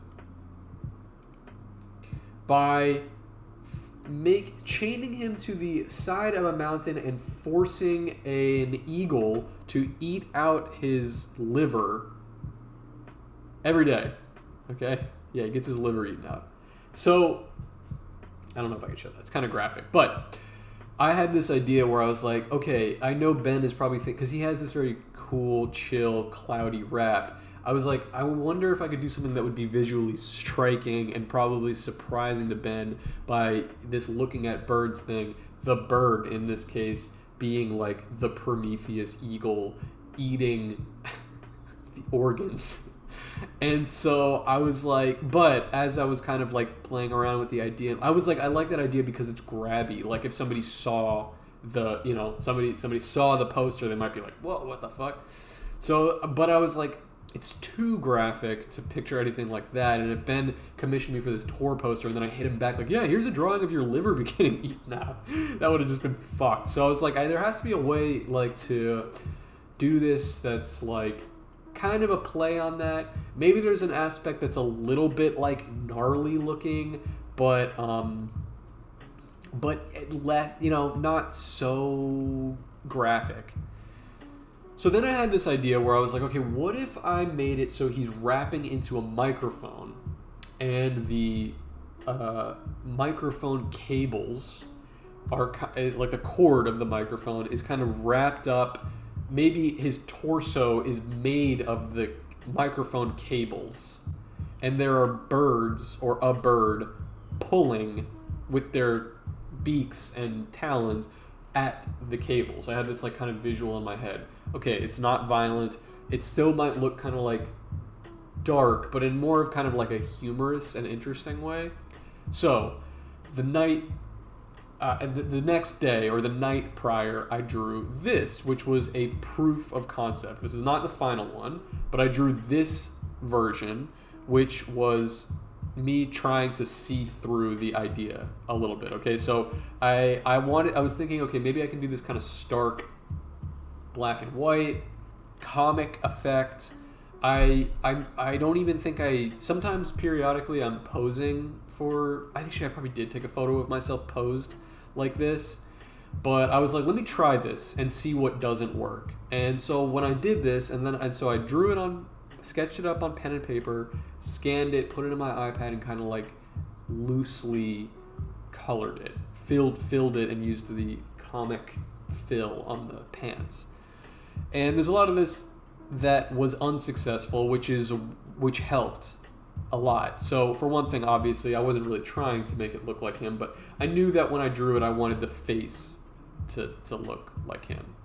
So that was one thing. So I was like, okay, I gotta get his face right. That was one. I liked the baggy clothing. That was not really a problem.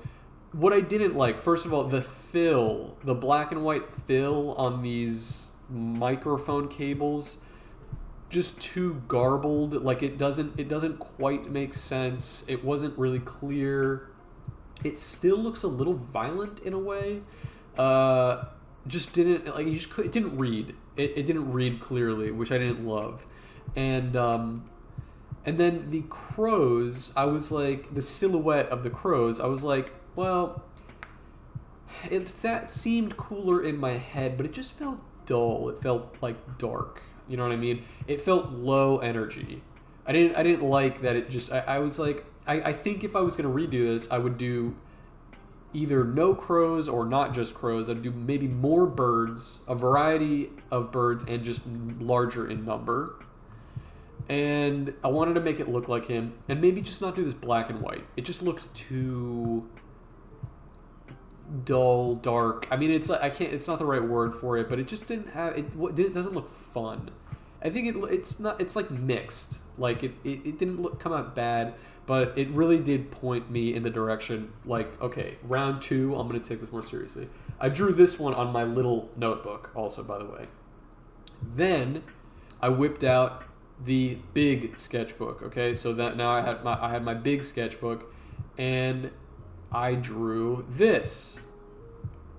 This was ultimately the final version of Ben, the drawing that I used. So let me shrink my thing a little bit here. Oopsie daisy. So, okay, in this version, I, for one thing, used color, right? So I decided, okay, I do like this Mike Mignola, like heavy chiaroscuro, the darks, right? But I didn't use the little pointillism comic thing. I didn't think it was necessary. I just thought, like, okay, let me just use the dark shadows. But I liked it better in color.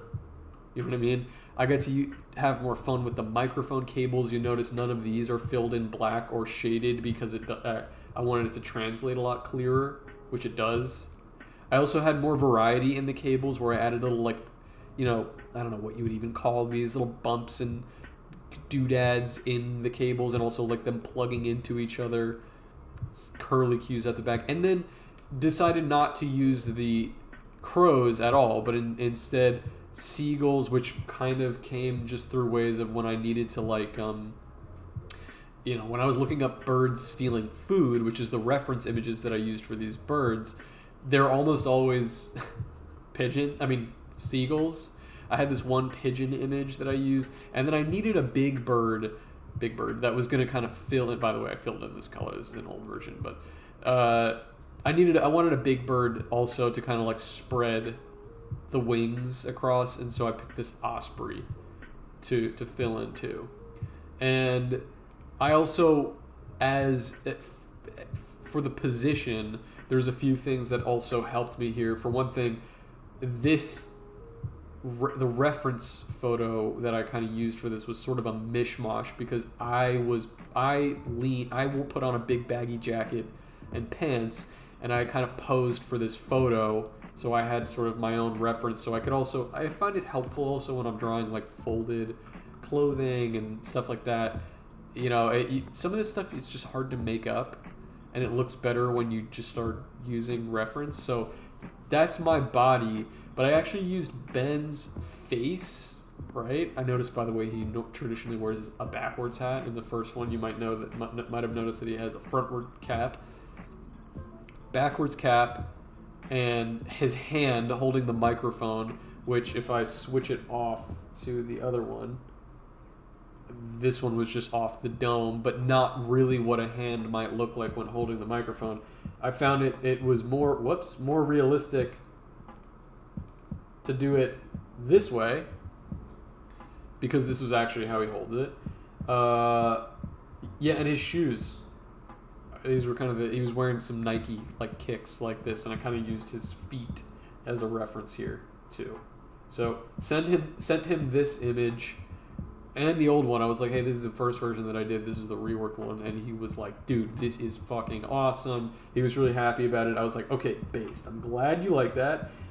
Then I sent over, like, later in the day, which actually turned out to be the hardest part, was getting all of the text organized properly. But I wrote all the text. I did these block letters for Ben Beal, looking at birds.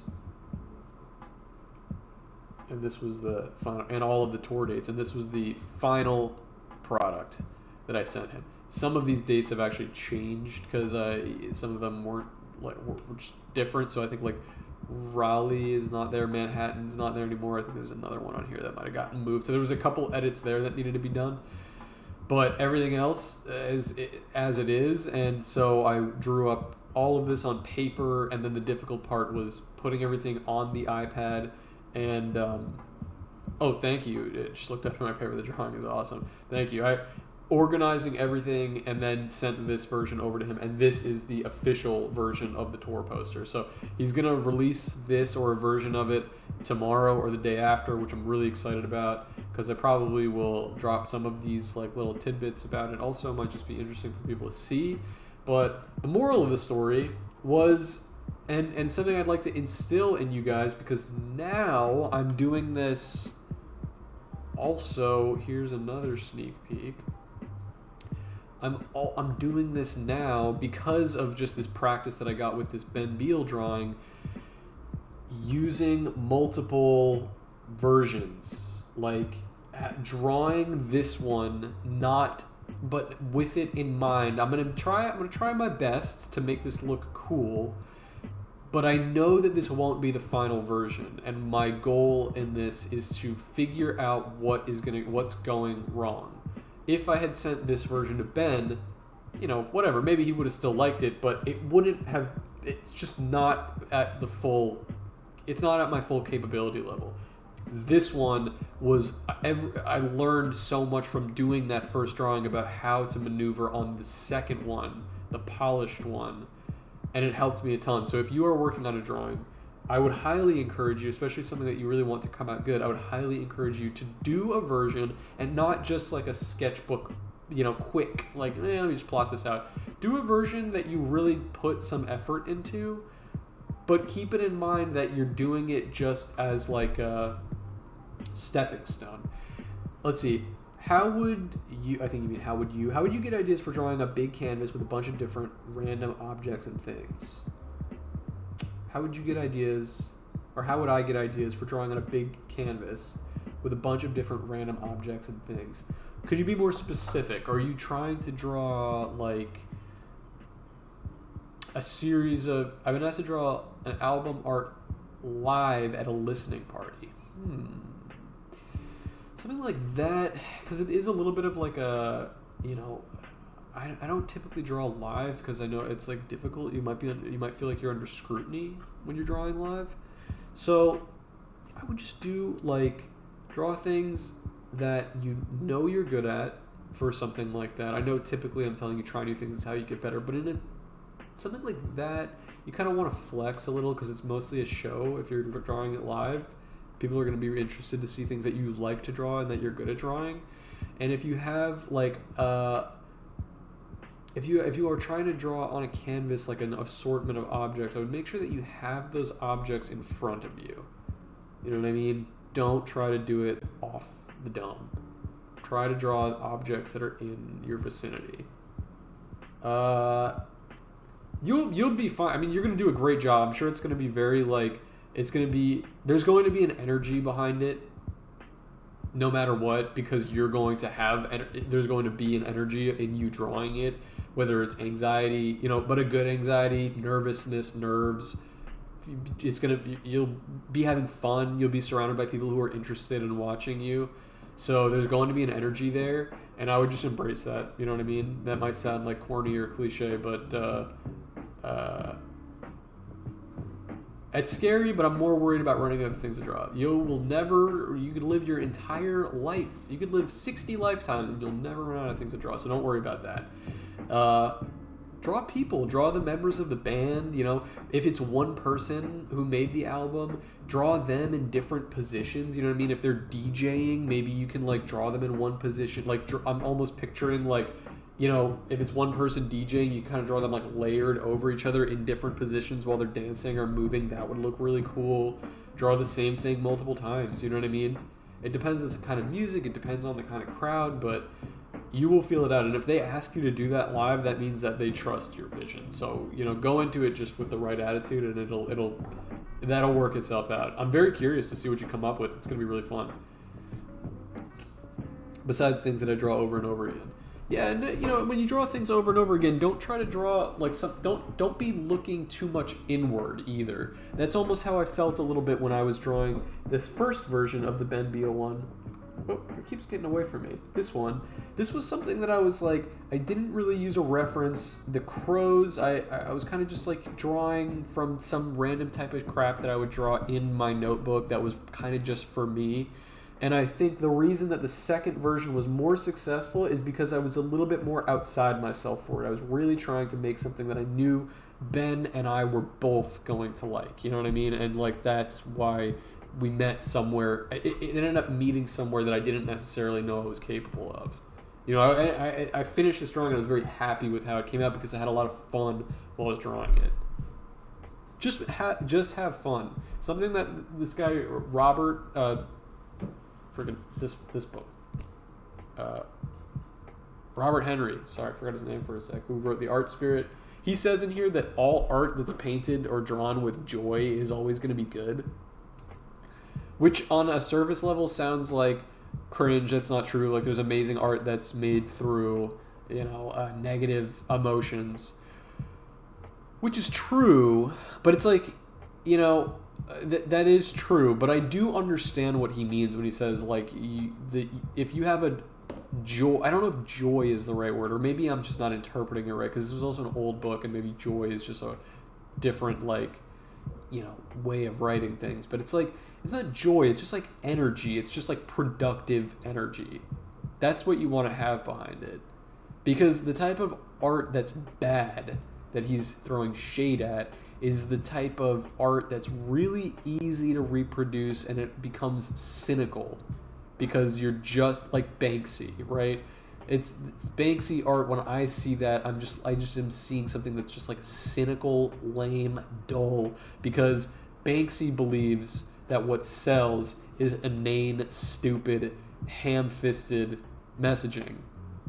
That's cynical. That's the cynicism. Even if the message is uplifting, you might have like, should I throw hate at some freaking comic artists? I won't, but you might know who I'm talking about. There's some people who make terrible webcomics that they want to make you believe that they're having a laugh, or that they're, you know, what do you call it? I don't know, sending a positive message even sometimes. But they're making it in a way that it's just cynical. And I don't mean cynical that they are not outwardly projecting their bitterness, but they are, because if you are making art that you're trying to dumb down for people, that in itself is cynicism. The haters be mad they can't experience my childlike whimsy. That's true. I think when you can see the passion behind it, behind something, it's automatically an impressive piece. That's true. And I used this analogy. I forgot to mention this analogy, but I want to bring it up. I'm going to bring up two more things, and then we're going to call it. But these are important. So if you're watching, don't go anywhere. I want to get out these thoughts really quick. On a stream that I was doing the other day, I can't remember if I was playing. It wasn't an art stream. I was playing some video game. But I was talking about, I had this analogy, and I want, if it gets through to any of you guys, I would like for you to think about this, okay? When you're drawing, or when you're painting, or when you're making music, or maybe you're knitting a sweater, okay, whatever it is that you're doing. Think of your art, think about what you're working on as a door, okay? The door itself, you can make a very lovely, it's not about technical ability. You can make a very lovely, amazing to look at door. But what your goal as an artist should be is to produce the book is called The Art Spirit by Robert Henry. Beep. The Art Spirit.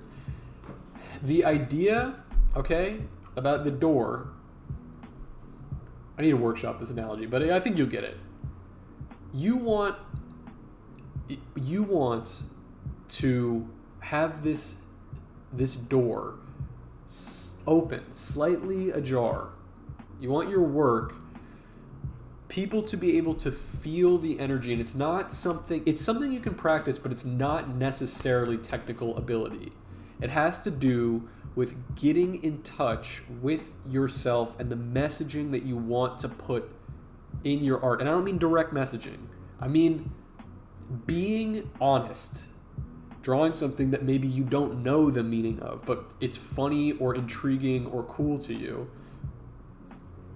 If you are getting in touch, and sometimes technical ability does help you, because then you're able to draw more things and you're able to translate your ideas more clearly onto paper. But technical ability isn't necessarily the goal. The goal is to creak open that door, let people, because if somebody's passing by a door and it's closed, you might pass by a million doors and you don't think twice about it. You might see a lovely door that's been carved and it has a crazy huge door knocker. You might take a second and be like, wow, that's an amazing door. And then you keep moving. But if you're passing by a door and it's slightly open and you hear music coming from inside, or there's people fighting with each other, throwing shit at each other, or people laughing or talking or something, and you just hear it through that door. You feel the energy and you get an idea for what's going on inside. Even though you can't see it, you can feel it. You stop and you notice it and you think about it. You know what I mean? That's what your art should be. It's not necessarily about looking good. It's about getting in touch with your purest form of self-expression. And then you don't have to worry, because it's just like working a residual muscle or a vestigial muscle. You don't have to worry about your work being original, because if you are looking at it that way, if you are trying to be because you do have to try to be your authentic self. And the other reason that I say that technical ability is not necessarily what goes hand in hand is because I actually think that children, even though they don't have the technical ability, a lot of kids' artwork is really powerful and inspiring. And it's also, I think, why like young people, not necessarily children, but like, we look at like older teens or people in their 20s, or a lot of people who are really, they pop off in the music scene because they're saying like, they're doing something that, Yellow Spike Studios in the chat, they're doing something that's really interesting and enlightened, because when you're younger, there's less of an impediment on you. You have your ego is not in the way as much. You're more in touch with your natural self. Sometimes people get more comfortable in their skin as they get older, but when you're a child, you're very much unimpeded on by society, man. So anyway, that should be your goal when you're drawing, okay? Try to get in touch with yourself. I'm going to read something out to you guys, okay? Really quick. This was an interview that I just sent in today. And then I got to go because me and Yellow Spike Studios got to record a podcast, which I think we're going to try to do live. Okay. Here we go. XP Pen, all right? Shout out XP Pen. They are the one that sent me this drawing tablet that I'm using right now. Works pretty good. They also just contacted me a couple days ago, and they wanted to do a little, feature on me. So they asked me a question. They said, how do you stay inspired and motivated in your creative process? In parentheses, they said, words you want to say to artists. Okay? I'm going to read this off to you, and then we're going to wrap. Okay? I wrote, it might sound like tough love, but I constantly remind myself that it won't happen if I don't make it happen. So you, drawer at home, it will not happen if you do not make it happen. You know that Shia LaBeouf, do it! It will not happen if you don't make it happen. That's not me being mean, it's me telling you the truth. If I have an idea, no matter how silly or inane, I see it as my responsibility to put it to paper. Drawing bad art and making mistakes has helped me grow immensely. Just like I was talking about with this Ben Beal thing. Okay? Some days I only draw one thing. Some days I'm not making art, but I'm sending emails or working on the business side of things. Not building a wall, making a brick. All right? You're not building a wall, you're making a brick. I can overwhelm myself if I wake up with an impossibly long to-do list, but if I look back on my portfolio and the environment that I've curated for myself over the last couple years, it reminds me that not everything needs to be done in a day. Are you hearing me at home? Last line. Your goal as an artist should be to make the veil between your art and your purest, honest self-expression as thin as possible. This can be helped along by technical practice, but they are not necessarily related. It comes with the courage to explore your ideas without filter or regard for intended audience. There's no timeline attached to this notion. Just commit and put the work in. That's it. Okay? If everything I said was totally wrong and you don't agree with it at all, good. Prove me wrong through your work. If something I said you were like, dude, this guy has no idea what the fuck he's talking about, I could do things this way and it'll be just as successful, prove it. Put the work in and show me. Tell artists that they will live if they only jerk off once a day and instead spend more time drawing. That's probably true, but I couldn't tell you. Anyway, Jorge, thank you for linking the Discord. That's right here. If you guys want to join the Discord and talk more about today's class, your art, show some of your beetle drawings that you worked on, whatever. Let's go back to the beetle. I want to show that. Okay? Mr. Beetle, do you mind if I draw a portrait of you? Of course I don't mind. I'd be honored and flattered. That'd be great. Okay, let me plug a couple things here. Are you implying I cannot jerk off and do art at the same time? I don't know. Maybe you can. Okay, I'm going to tell you a couple things. These are links that I would like you to click. I know I plugged this a little earlier, but please check out comicskingdom.com/Beetle-Moses. I need a freaking... Okay. I need to make a Nightbot thing that plugs that there. You can get early access to Beetle Comics that way. It helps me out. If you go to that link and just click the heart, the favorite next to Beetle-Moses there, that's great. I know I've talked about it before, and it's too much for me to get into right now, but I'm syndicated through King Features. It's on this website. It means they have an exclusivity period with a lot of my comics. So if you want to see my work and be able to scroll through it in a way that's not bogged down by social media or me tweeting stupid crap that's mixed in there, or, you know what I mean, and you want to see some of my stuff early, it's right there. All right, comicskingdom.com/Beetle-Moses. Second, this is the Patreon. You can also get early access to Beetle-Moses comics here and YOLO Swag Studios comics. And you get like fucking 100 bonus episodes of the podcast that are on there. And you get access to the Patreon Discord, which is a bunch of people. There's people in this chat right now that are a member of that. It's so based. It's so powerful. It's a great community. It's really funny. I use that Discord like it's my group chat with my friends back home, basically. I'm in it all the time. So if you want to be part of that community, patreon.com/coldcuts. We'd love the support. We'd love to see you over there. You get so much bang for your buck. You also get really cool friends in the Discord, like this guy named Knackles. That's true. Comics Kingdom has a really cool calendar you should all buy. That's also true. Comics Kingdom, there's a Beetle calendar on there. If it's not too late in the year, you can still get one.